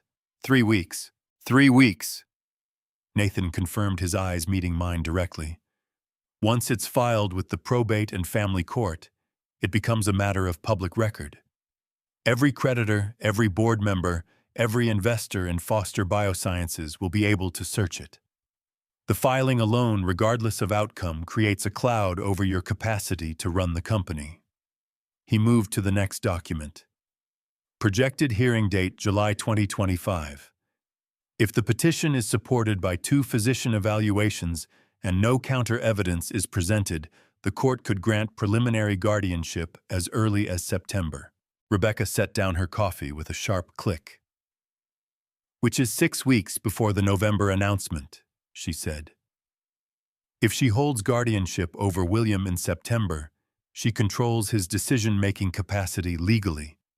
She can claim authority over the intellectual property, authorize the Waverly transaction under the LLC, and by the time any court challenge is mounted, the $80 million has already moved. I looked at the documents spread across Nathan's table, the architecture of 8 years of planning, rendered visible in chronological order, and felt something cold and precise settle in my chest. Not fear. Something more like the focused stillness that came just before a critical experiment, when every variable was in place and the only remaining question was timing. What's the weak point? I asked. Nathan and Rebecca looked at each other. It was Rebecca who answered, leaning forward with both hands flat on the table. The petition requires the signature of William's primary treating physician as one of the 2 medical evaluators. The standard of care in Massachusetts guardianship cases strongly favors the testimony of a patient's long-term doctor. She held my gaze. That physician is Dr. Marcus Webb. The implications landed in the room fully formed. Nathan exhaled slowly. I felt the corners of my mouth tighten, not quite a smile, but the closest thing to one I had managed in 2 weeks. She's going to go to Marcus for the signature, I said. She has to, Nathan said. Without his name on the petition, a judge will question why the patient's own cardiologist of 6 years was not consulted. It creates an irregularity that opposing counsel, meaning me, could use to delay or dismiss the petition entirely. He paused. She doesn't know that Marcus knows everything.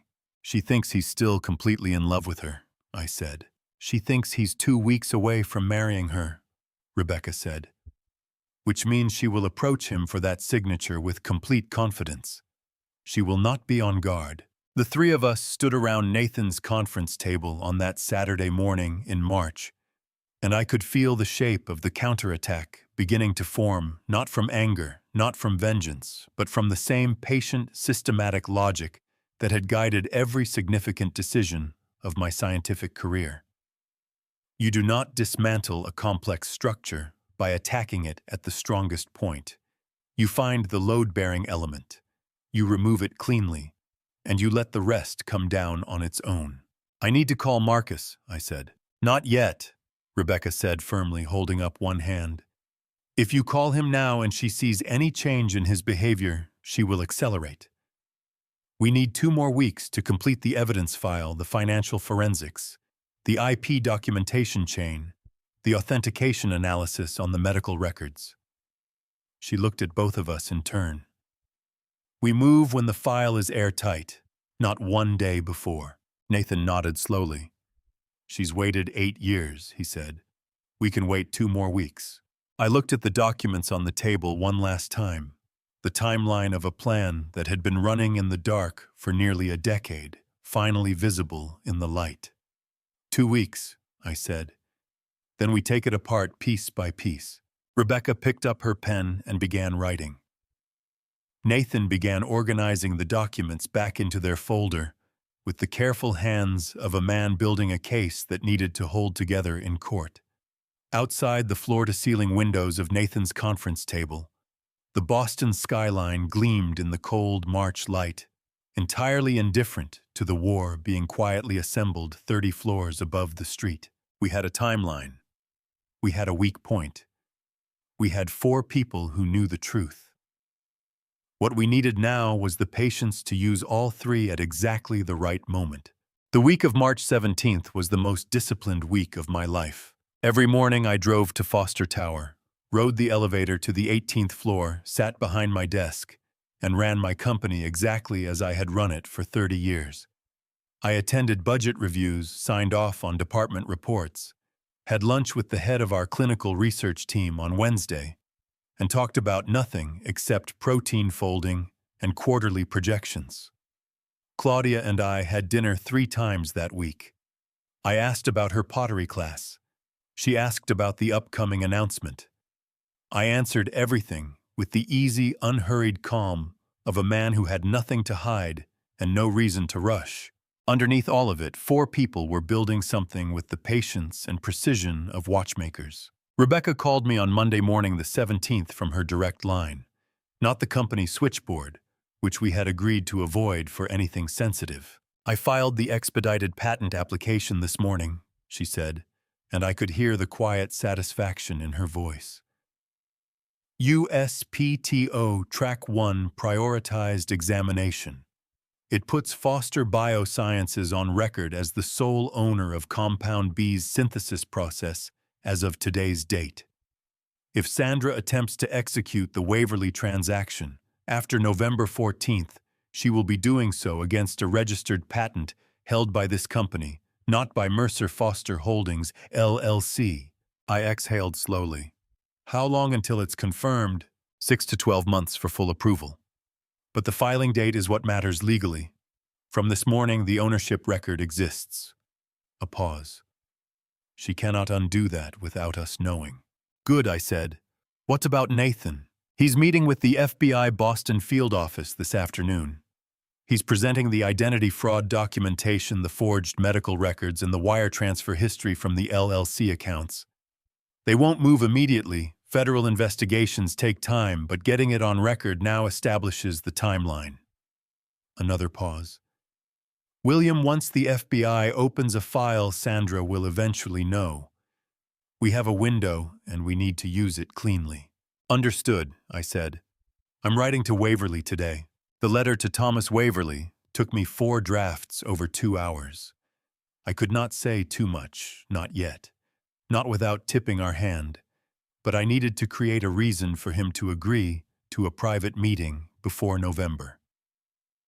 I settled on the truth in its most partial form, that I was the founder of Foster Biosciences, that I had become aware of certain representations being made about my company's intellectual property, and that I believed a brief conversation before any transaction was finalized would be in his significant interest.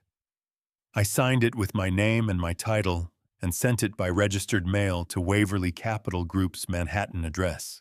His assistant called back on Thursday afternoon. Mr. Waverly would be available for a private meeting in late October.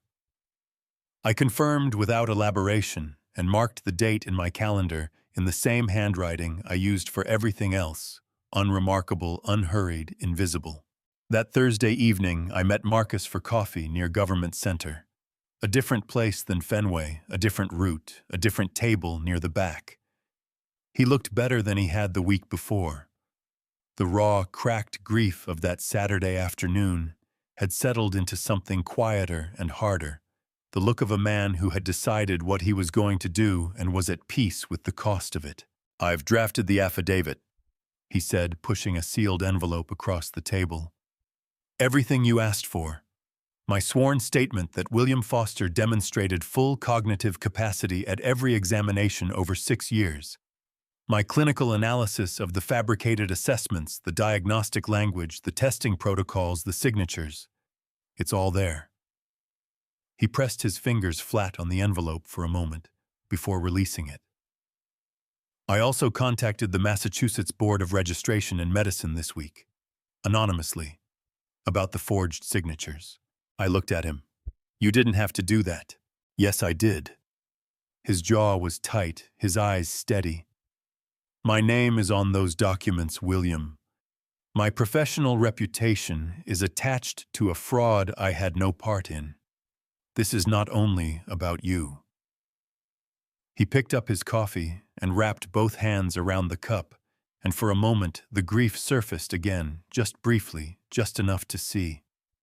I keep thinking about her, about the woman I thought she was. He shook his head tight and short. 4 years.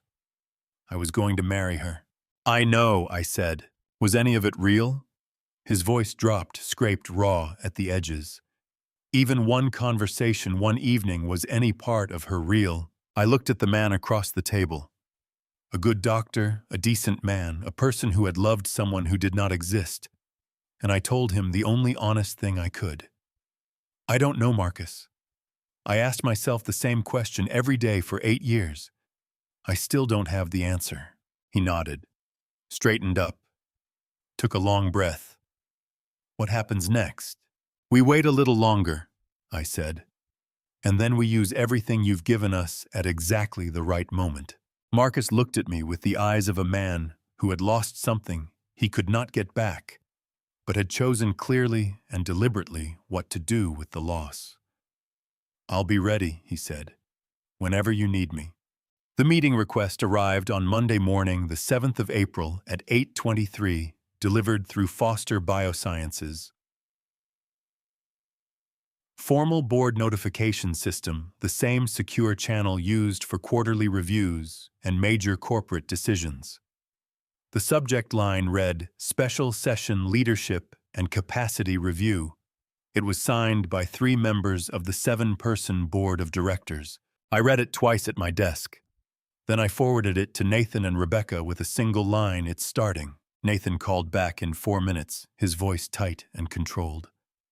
She's filing the petition this week. She needs the board to act first. If she can get a formal capacity resolution passed before the guardianship petition lands in court, it strengthens her legal position significantly. How much time do we have? The meeting is scheduled for tomorrow morning, 9 o'clock. A beat. 48 hours notice is the minimum required under the corporate bylaws. She filed it at the absolute earliest permissible moment. She's accelerating, I said. She's scared, Nathan said. Something shifted. Either she found out we've been moving, or she has a deadline she hasn't told anyone about. His voice dropped. Dad, are you ready for this? I looked out the floor-to-ceiling window of my office at the Boston skyline, the same view I had looked at on the morning of March 3rd, when everything had still seemed exactly as it was supposed to be. 6 weeks. 6 weeks since a silver picture frame on a doctor's desk had cracked my world open and shown me what was living underneath it. I've been ready since March 3rd, I said.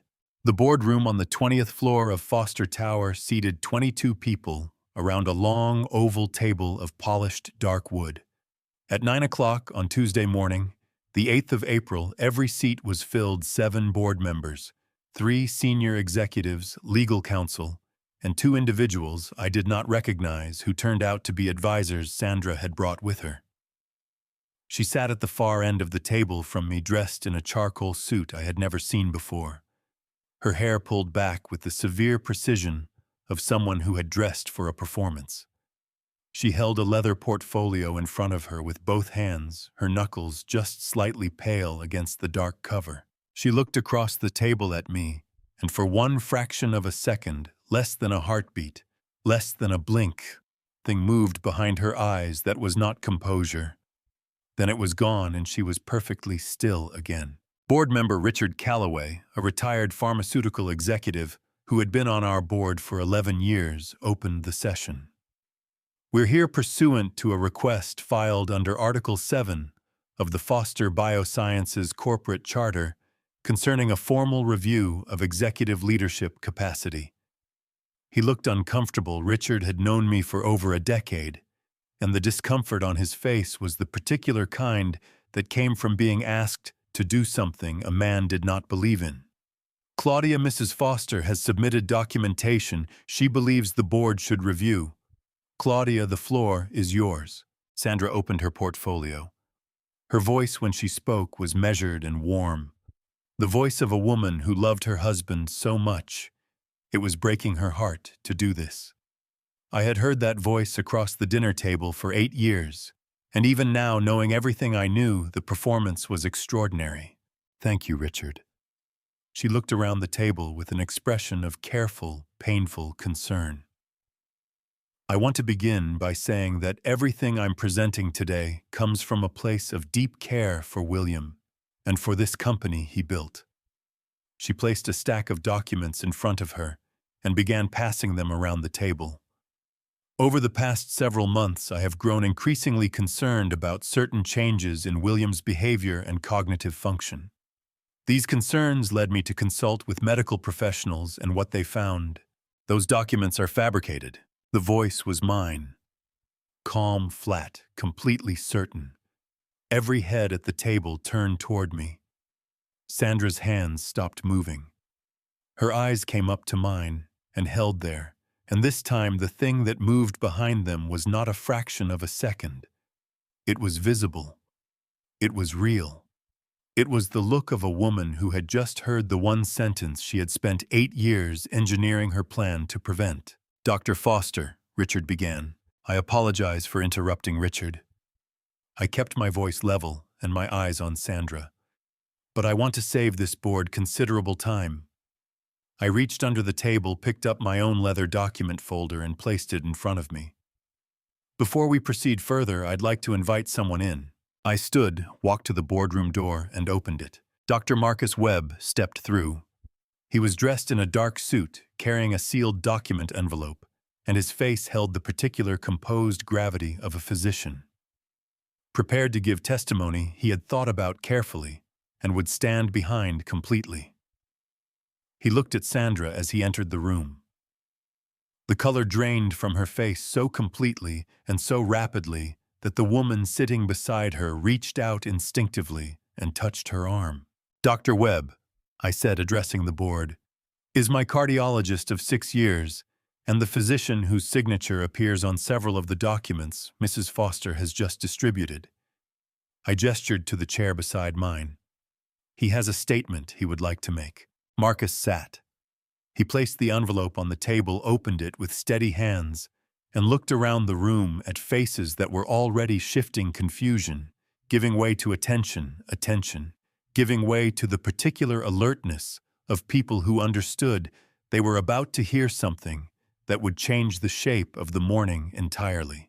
My name is Dr. Marcus Webb, he said, and I need to tell this board something about those documents that I believe cannot wait another minute. Tuesday, April 8th, 2025. Foster Biosciences, 18th floor boardroom, then corridor, then parking garage, 10:14 a.m. The boardroom felt like a courtroom by the time Sandra finished speaking.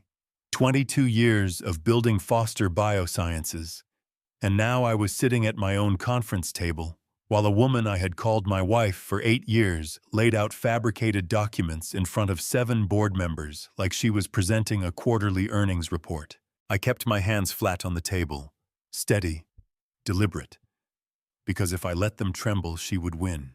The cognitive assessments were conducted over 3 consecutive months. Sandra said, her voice smooth as polished marble. She clicked to the next slide bar graphs, clinical language, official letterheads. Dr. Marcus Webb confirmed the progressive deterioration.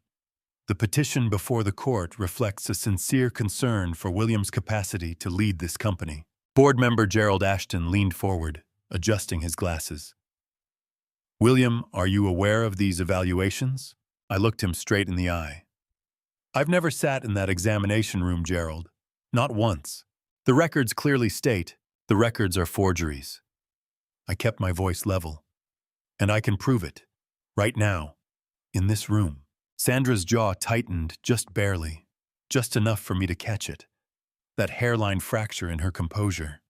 She masked it instantly with a practiced smile. William, I understand this is difficult. Don't. My voice came out harder than I intended. My chest was burning like I'd swallowed hot coals. Don't speak to me like I'm already incompetent. I reached down and pressed the intercom button. Carol, please send Dr. Webb in. The door opened 30 seconds later. Marcus walked in looking like a man who had spent the last 3 weeks preparing for this exact moment, because he had. His back was straight, his expression composed, but his eyes found Sandra's immediately, and the look that passed between them was electric. She went perfectly still. Dr. Webb? Board Chairman Eleanor Holt spoke carefully.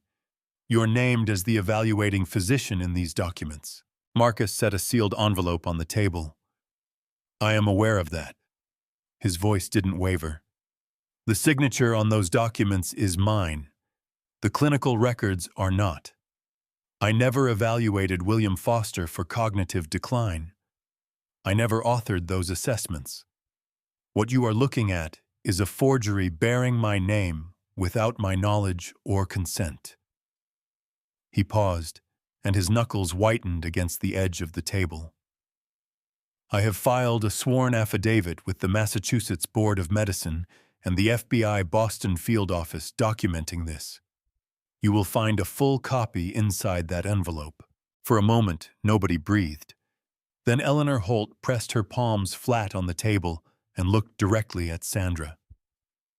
Mrs. Foster, Claudia, do you have anything to say?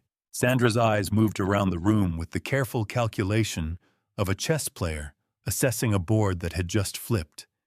Then she straightened her posture and said with remarkable composure, I think the board should proceed with all due diligence before drawing conclusions. Nathan stepped forward from the far side of the room. He had been standing near the window the entire time, so still that half the board had forgotten he was there. Chairman Holt, he said, placing a second document on the table. I'm Nathan Foster, corporate counsel, and the company's principal shareholder after my father. This is a verified filing from the FBI regarding identity fraud, wire fraud, and the fraudulent formation of Mercer Foster Holdings, LLC, an entity formed without my father's knowledge or authorization intended to redirect an $80 million investment from Thomas Waverly. He let that number land. He let it breathe. The individual you know as Claudia Mercer Foster has been operating under a fabricated identity for the past 9 years. Her legal name is Sandra Voss. The sound that went through the room wasn't loud. It was the sound of 7 people recalibrating every assumption they had ever made. Sandra stood up. Her chair scraped back hard against the floor. This is a targeted attack on my character. Sit down. Eleanor Holt's voice was quiet, but it carried the weight of someone who had run 3 Fortune 500 companies before joining this board.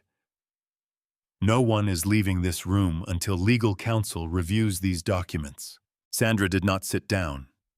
She grabbed her bag from the back of her chair, and for 1 second, just one, her eyes found mine across the table. I had expected to see rage. What I saw instead was something worse. She looked at me like I was a problem she hadn't finished solving yet. Then she walked out. Rebecca was waiting in the corridor.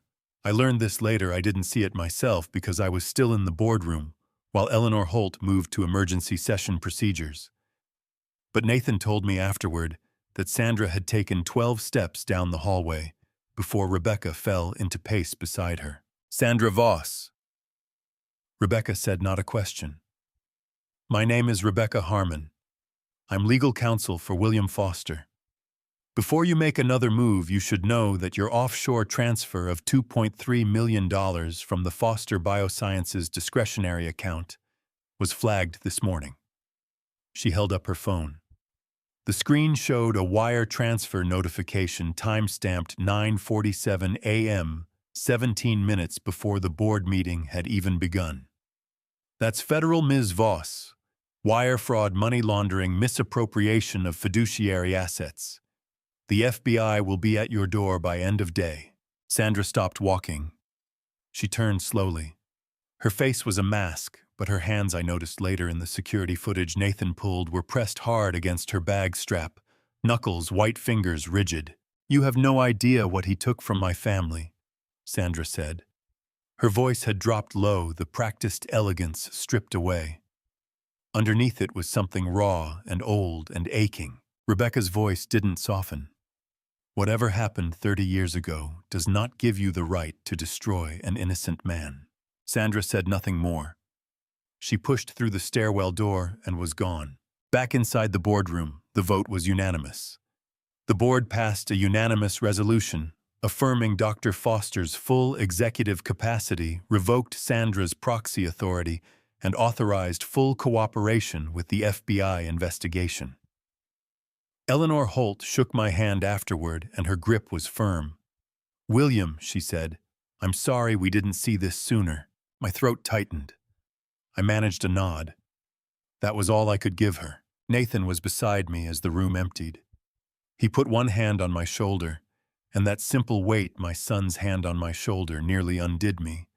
My eyes burned hot. I blinked hard against it. "You okay, Dad?" I exhaled slowly, pressing my fist against the edge of the table just to feel something solid. "I will be," I said. "Ask me again in 6 months." He let out a short, broken sound that might have been a laugh and might have been the beginning of a cry. Then he pulled me into a hug, the kind neither of us had exchanged in years, and I felt his shoulders shake just once before he steadied himself. Outside the floor-to-ceiling windows, Boston hummed on 30 stories below. None of it knew. None of it cared. The city kept moving, indifferent and relentless. But in that room with my son's arms around me and the weight of 8 years finally beginning to lift, I let myself feel the full measure of it. The betrayal, the grief, the exhaustion, and I thought it isn't over yet. She still has Waverly. She still has tonight. And so did I. Monday, April 7th, 2025. The Langham Hotel, Boston Suite, 4126, 48 p.m. I had chosen the Langham because it was neutral ground. No corporate affiliations, no security cameras that anyone had reason to review, and the kind of quiet that money buys. The hush of thick carpets and heavy curtains and staff trained never to linger. I arrived 20 minutes early and sat in the armchair facing the door, my hands wrapped around a glass of water I hadn't touched. Thomas Waverly arrived at exactly 6:48. He was younger than I expected from his press profile, mid-50s, sharp jawline, the kind of controlled physical energy that comes from decades of competitive squash and disciplined ambition. He walked in with his jacket over one arm and looked around the suite with the mild, assessing gaze of a man who was never quite off duty. "Dr. Foster." He extended his hand. His grip was firm, direct. "I'll admit your assistant's message was the most unusual request I've received this quarter." I stood and shook his hand. "I appreciate you coming, Mr. Waverly. Please sit down." He settled across from me, dropped his jacket over the arm of the chair, and studied me with open curiosity. "Your message said you had information regarding an investment I'm considering. Something about fraud." "Yes." I placed a manila folder on the coffee table between us and left my hand flat on top of it. "Before I open this, I need to ask you something directly. How much do you know about the woman who approached you, the one who called herself Claudia Foster?" Waverly's expression didn't change, but something shifted behind his eyes. The mild curiosity sharpened into attention. "She represented herself as the operating partner of Mercer Foster Holdings. She has authorization documentation bearing your signature." "My signature was forged," I said. "The LLC was formed without my knowledge. I have never authorized the sale of the compound B synthesis patent to any party." The quiet that followed lasted only 3 seconds, but those 3 seconds felt enormous. Waverly's jaw tightened. He leaned forward, elbows on his knees, and when he spoke again, the civility in his voice had stripped down to something harder underneath. Dr. Foster, I have $80 million staged for a contract closing on November 15th. I know. I opened the folder. And I need you to understand what you would have received in exchange for that $80 million. I walked him through it methodically, the way I used to walk junior researchers through a failing experiment. Not with emotion, with evidence. The access logs showing the data theft. The laboratory analysis showing the altered synthesis parameters. Temperature deviations of 0.3 to 0.7 degrees Celsius catalyst ratios shifted just enough to render the compound biologically inert. The side-by-side comparison of the real compound B formula and the corrupted version Sandra had been preparing to sell him. Waverly said nothing through the first 3 pages. By the 4th, his hands had closed into fists on his knees. She was going to sell me a broken formula, he said. It wasn't a question. His voice was completely flat. A non-functional compound, dressed up in my legitimate research. I kept my voice measured, even though my chest had gone tight again. Your money would have transferred. The compound would have failed in trials. And when investors demanded answers, the trail would have led directly back to Foster Biosciences, to me as the source of the fraud. I paused. She wasn't just stealing from you, Mr. Waverly. She was using you as the final mechanism to destroy everything I've built. Waverly stood up abruptly and walked to the window. He stood there with his back to me, one hand pressed against the glass, looking out at the Boston skyline beginning to blur with dusk. His shoulders were rigid. I could see his reflection, the tight set of his mouth, the controlled fury working through him like a current. I did 6 months of due diligence on this deal, he said, his voice rough at the edges. 6 months. She is extremely good at what she does, I said. She spent 8 years inside my life and I didn't see it clearly until 3 weeks ago. He turned around. His eyes were hard and bright the way a man's eyes get when he's furious, and is deciding exactly how to direct that fury. What do you need from me? Something in my chest loosened just slightly. I hadn't been certain until that moment which way he would go. A man with $80 million at stake could rationalize almost anything. But Thomas Waverly was looking at me like a man who'd just discovered he'd been used as a weapon, and that was a feeling nobody forgave. I need your testimony, I said.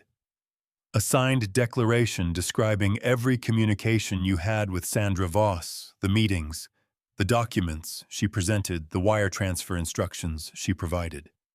The FBI has an open investigation. Your cooperation will be essential to the criminal case.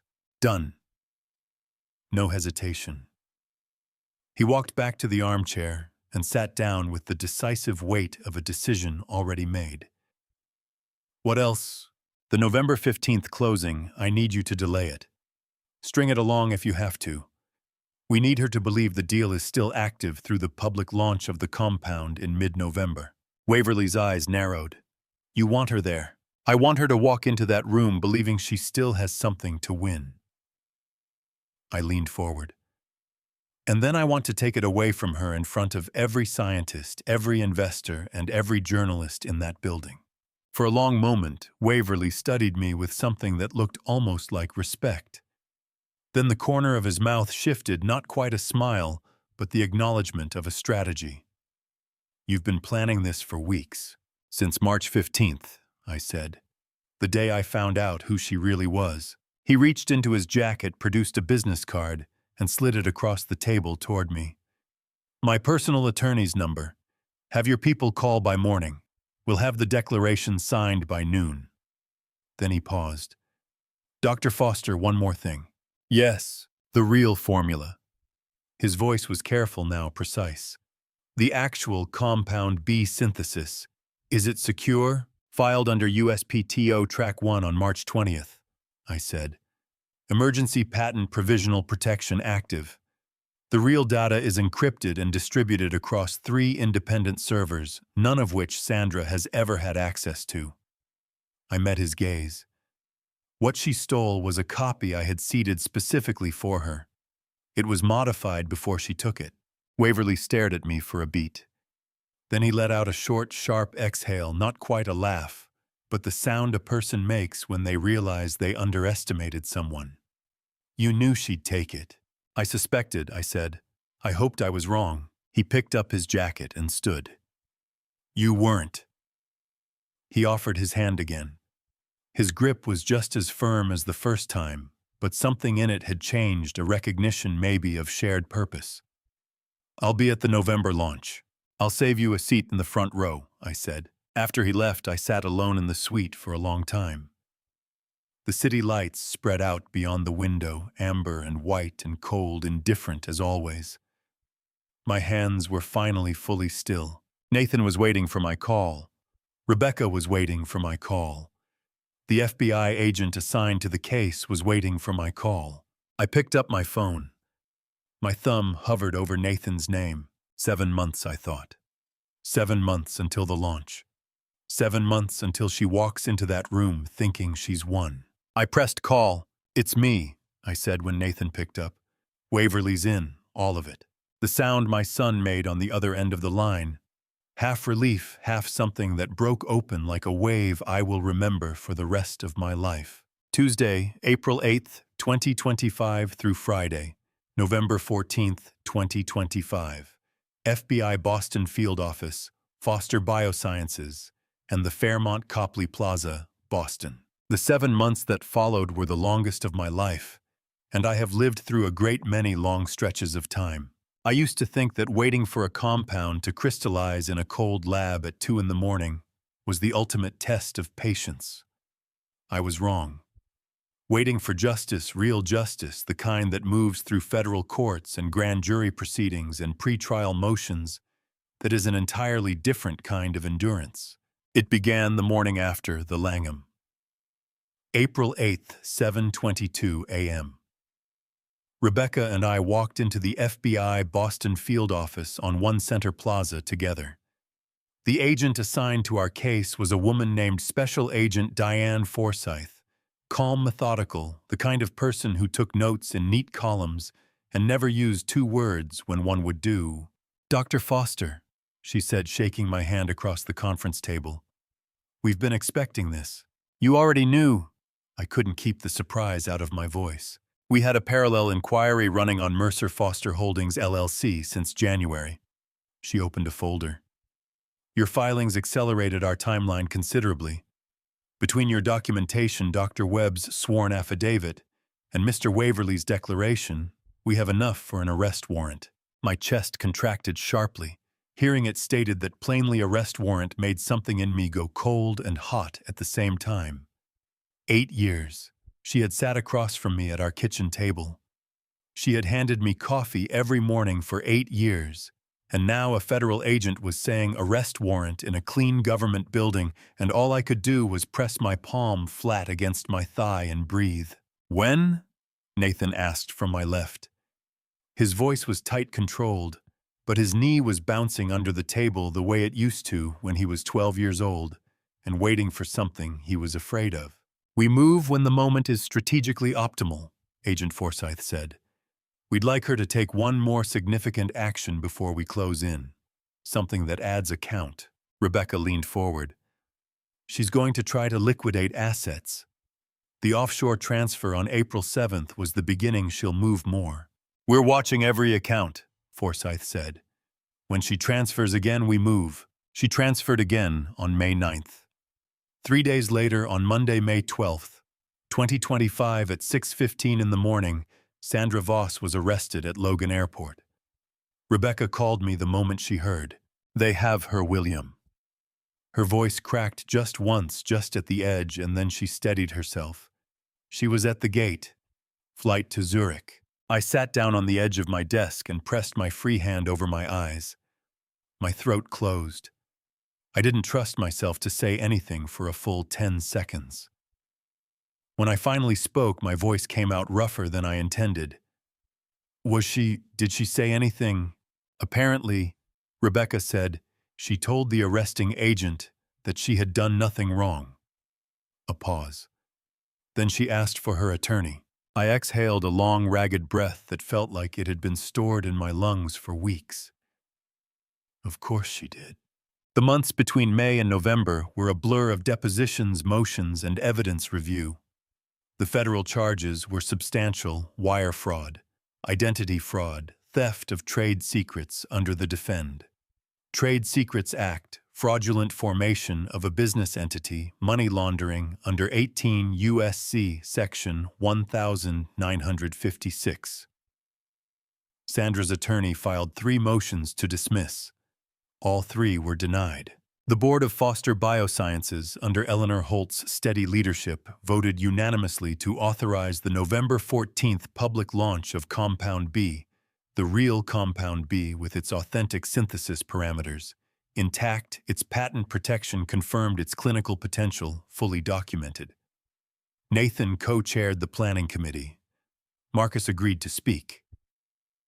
Thomas Waverly confirmed his attendance, and in a gesture I hadn't expected personally reached out to 3 other institutional investors who had been approached by Sandra under false pretenses.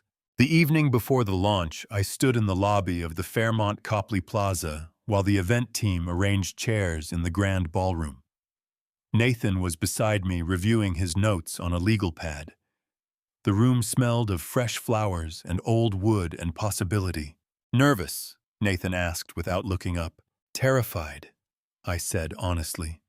My hands were steady, but my heart was running hard, the specific, focused terror of a man who has survived something enormous and is about to stand in front of the world and prove it. Nathan looked up then. His eyes were bright, not with tears for once, but with something steadier. Pride, maybe. Or simply the recognition of how far we had come. "You know what I keep thinking about," he said. "Tell me. Mom used to say you were the kind of man who finished what he started." His voice roughened at the edges. She was right. My throat tightened until I couldn't speak. I put my hand on the back of his neck the way I used to when he was small, and I held on for a moment. He let me. That meant everything. "Let's finish this," I said. He nodded, squared his shoulders, and we walked into the ballroom together. Saturday, November 15th, 2025. Foster Biosciences, Basement Laboratory, Boston, 6:04 a.m. The night before had gone exactly as we planned, and nothing like I expected. I had rehearsed what I would say at the podium. I had reviewed the slides, confirmed the data, walked the stage twice with the audio team. I had prepared for everything except the moment Thomas Waverly stood up from the front row, mid-presentation, right as I reached the slide showing the corrupted formula side by side with the authentic one, and said in a voice that carried clearly to every journalist in that room, "I was the intended buyer of that fraudulent compound. I am here tonight as a witness, not an investor, and I want every person in this building to understand what was nearly done in Dr. Foster's name." The room had erupted. Press cameras flashed. Board members gripped their armrests. And somewhere in the back of the ballroom, standing near the exit with a glass of water she never drank, was a reporter from the Boston Globe who would spend the next 6 hours writing the story that would run on the front page by morning. I didn't sleep after the launch. I came home, sat in my kitchen, drank 2 cups of coffee that went cold, and watched the sun begin to lighten the windows. At 5:47 a.m., I picked up my coat and drove to the building. The security guard at the lobby desk, a young man named Owen, who had worked the overnight shift for 3 years, looked up in surprise. "Dr. Foster, it's Saturday." "I know, Owen." I managed to smile. Old habit. He buzzed me through without another word. The elevator was empty. The building was still. I took it down to the basement level, where the original lab sat behind a reinforced door that still required my fingerprint and a 6-digit code I had set myself 22 years ago. The lab smelled exactly as it always had. Ethanol and metal, and something faintly mineral, the accumulated scent of 22 years of work. The overhead fluorescents flickered once, then held steady. My benches were clean the way I always left them. The spectrometers were covered. The centrifuge was off. And on the far wall, the whiteboard I had been writing on since 1997, still covered in equations I hadn't erased because I couldn't bring myself to. I pulled a stool to the center of the room and sat down. My knees ached slightly, they always did in the cold, and I pressed my palms against them and simply let myself be in the room for a while. No agenda, no depositions, no board meetings, just me and the lab and the soft hum of the ventilation system that had never once been silent in 2 decades. I heard the door behind me beep, then footsteps, then Nathan's voice. "Owen called me." I turned. My son was standing in the doorway in a heavy coat, his hair slightly disheveled, a paper cup of coffee in each hand. His eyes were tired and warm and unbearably familiar. "You didn't have to come," I said. "I know." He crossed the room and handed me one of the cups.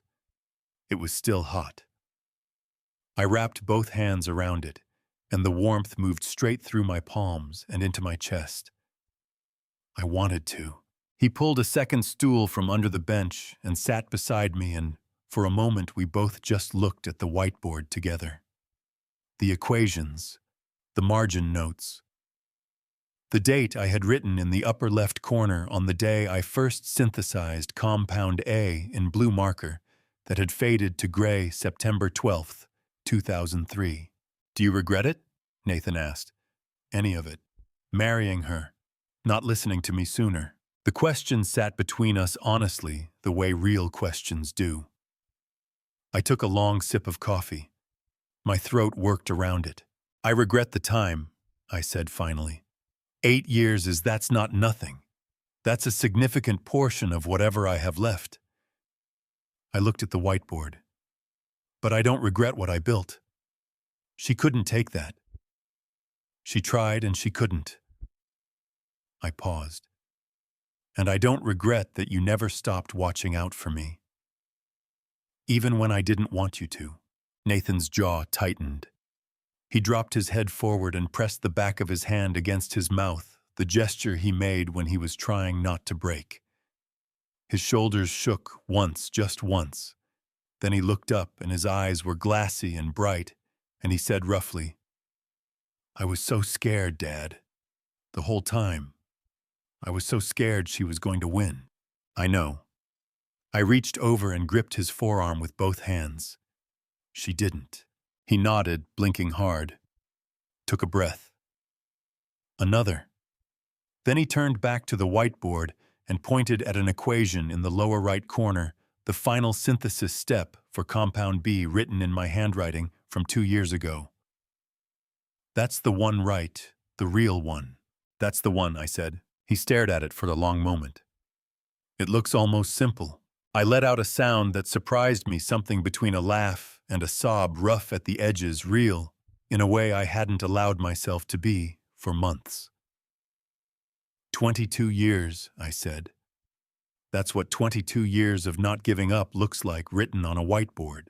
Nathan laughed, then a full, genuine, watery laugh that bounced off the lab walls. He wiped his eyes with the back of his wrist, not bothering to be subtle about it. Mom would have had something to say about that. She would have told me to clean the whiteboard, I said, and then she would have photographed it before I did. We both laughed at that. The sound filled the room warm and ragged and very alive. Eventually, the laughing settled, and we sat together in the quiet. The good kind of quiet, the kind that doesn't need filling. I stood up slowly, my knees protesting, and walked to the whiteboard. I uncapped a blue marker, a new one purchased last week, and in the upper right corner, beside a margin I had always left blank, I wrote the date, November 15th, 2025, and underneath it, 4 words I had been waiting, 22 years, 8 of which were stolen to write, Compound B, patent confirmed. Nathan stood behind me and read it. He put his hand on my shoulder, firm, steady, the grip of a man who had learned that holding on matters. "What happens now?" he asked. I capped the marker, set it down on the tray. Looked at the equation, the date, the 4 words, and the 22 years of work surrounding them on every side. Now, I said, we build something worth protecting. I've been sitting in this lab for a long time now, longer than I probably should. But I needed to finish this, not just for the case, not just for the company, but for myself. You know, I used to believe that I was a careful man, a precise man, the kind of man who measured everything twice before he committed. And yet I let someone sleep beside me for 8 years without truly knowing her name. That tells you something about how blindness works. It doesn't announce itself. It arrives quietly, disguised as love, disguised as trust, disguised as the life you always wanted. If there is one thing I would tell you, one thing I wish someone had told me, it is this: don't be like me. Don't wait for the proof to be so overwhelming that you can no longer deny it. When the people who love you raise their voices in warning, stop. Listen. Pride is an expensive thing to protect. I am not a religious man by nature, but I have found myself grateful lately, genuinely, quietly grateful. I believe God gave me just enough time to see clearly before it was too late. That is not luck. That is grace. These are my stories, a father's stories. And if even one of them stays with you, makes you hold your family a little tighter, trust a little more wisely, then every word was worth writing. This has been a Grandpa Stories, a family story told the only way I know how, honestly and without apology. If it moved you, if it made you think, I'd love to know what you took from it. Leave a comment below, share it with someone who needs to hear it. And if you haven't already, consider subscribing. More Grandpa Stories are coming, more family story moments that remind us what truly matters. One last thing, and I mean this from the bottom of my heart, thank you. Thank you for staying with me until the very end. A final note before we go: some of the stories ahead contain fictional elements crafted purely for reflection and life lessons. If that's not the kind of content you're looking for right now, no hard feelings. Step away and find what speaks to you. But if you're staying, welcome. The best Grandpa Stories, the most human family story of all, is always the one still being written.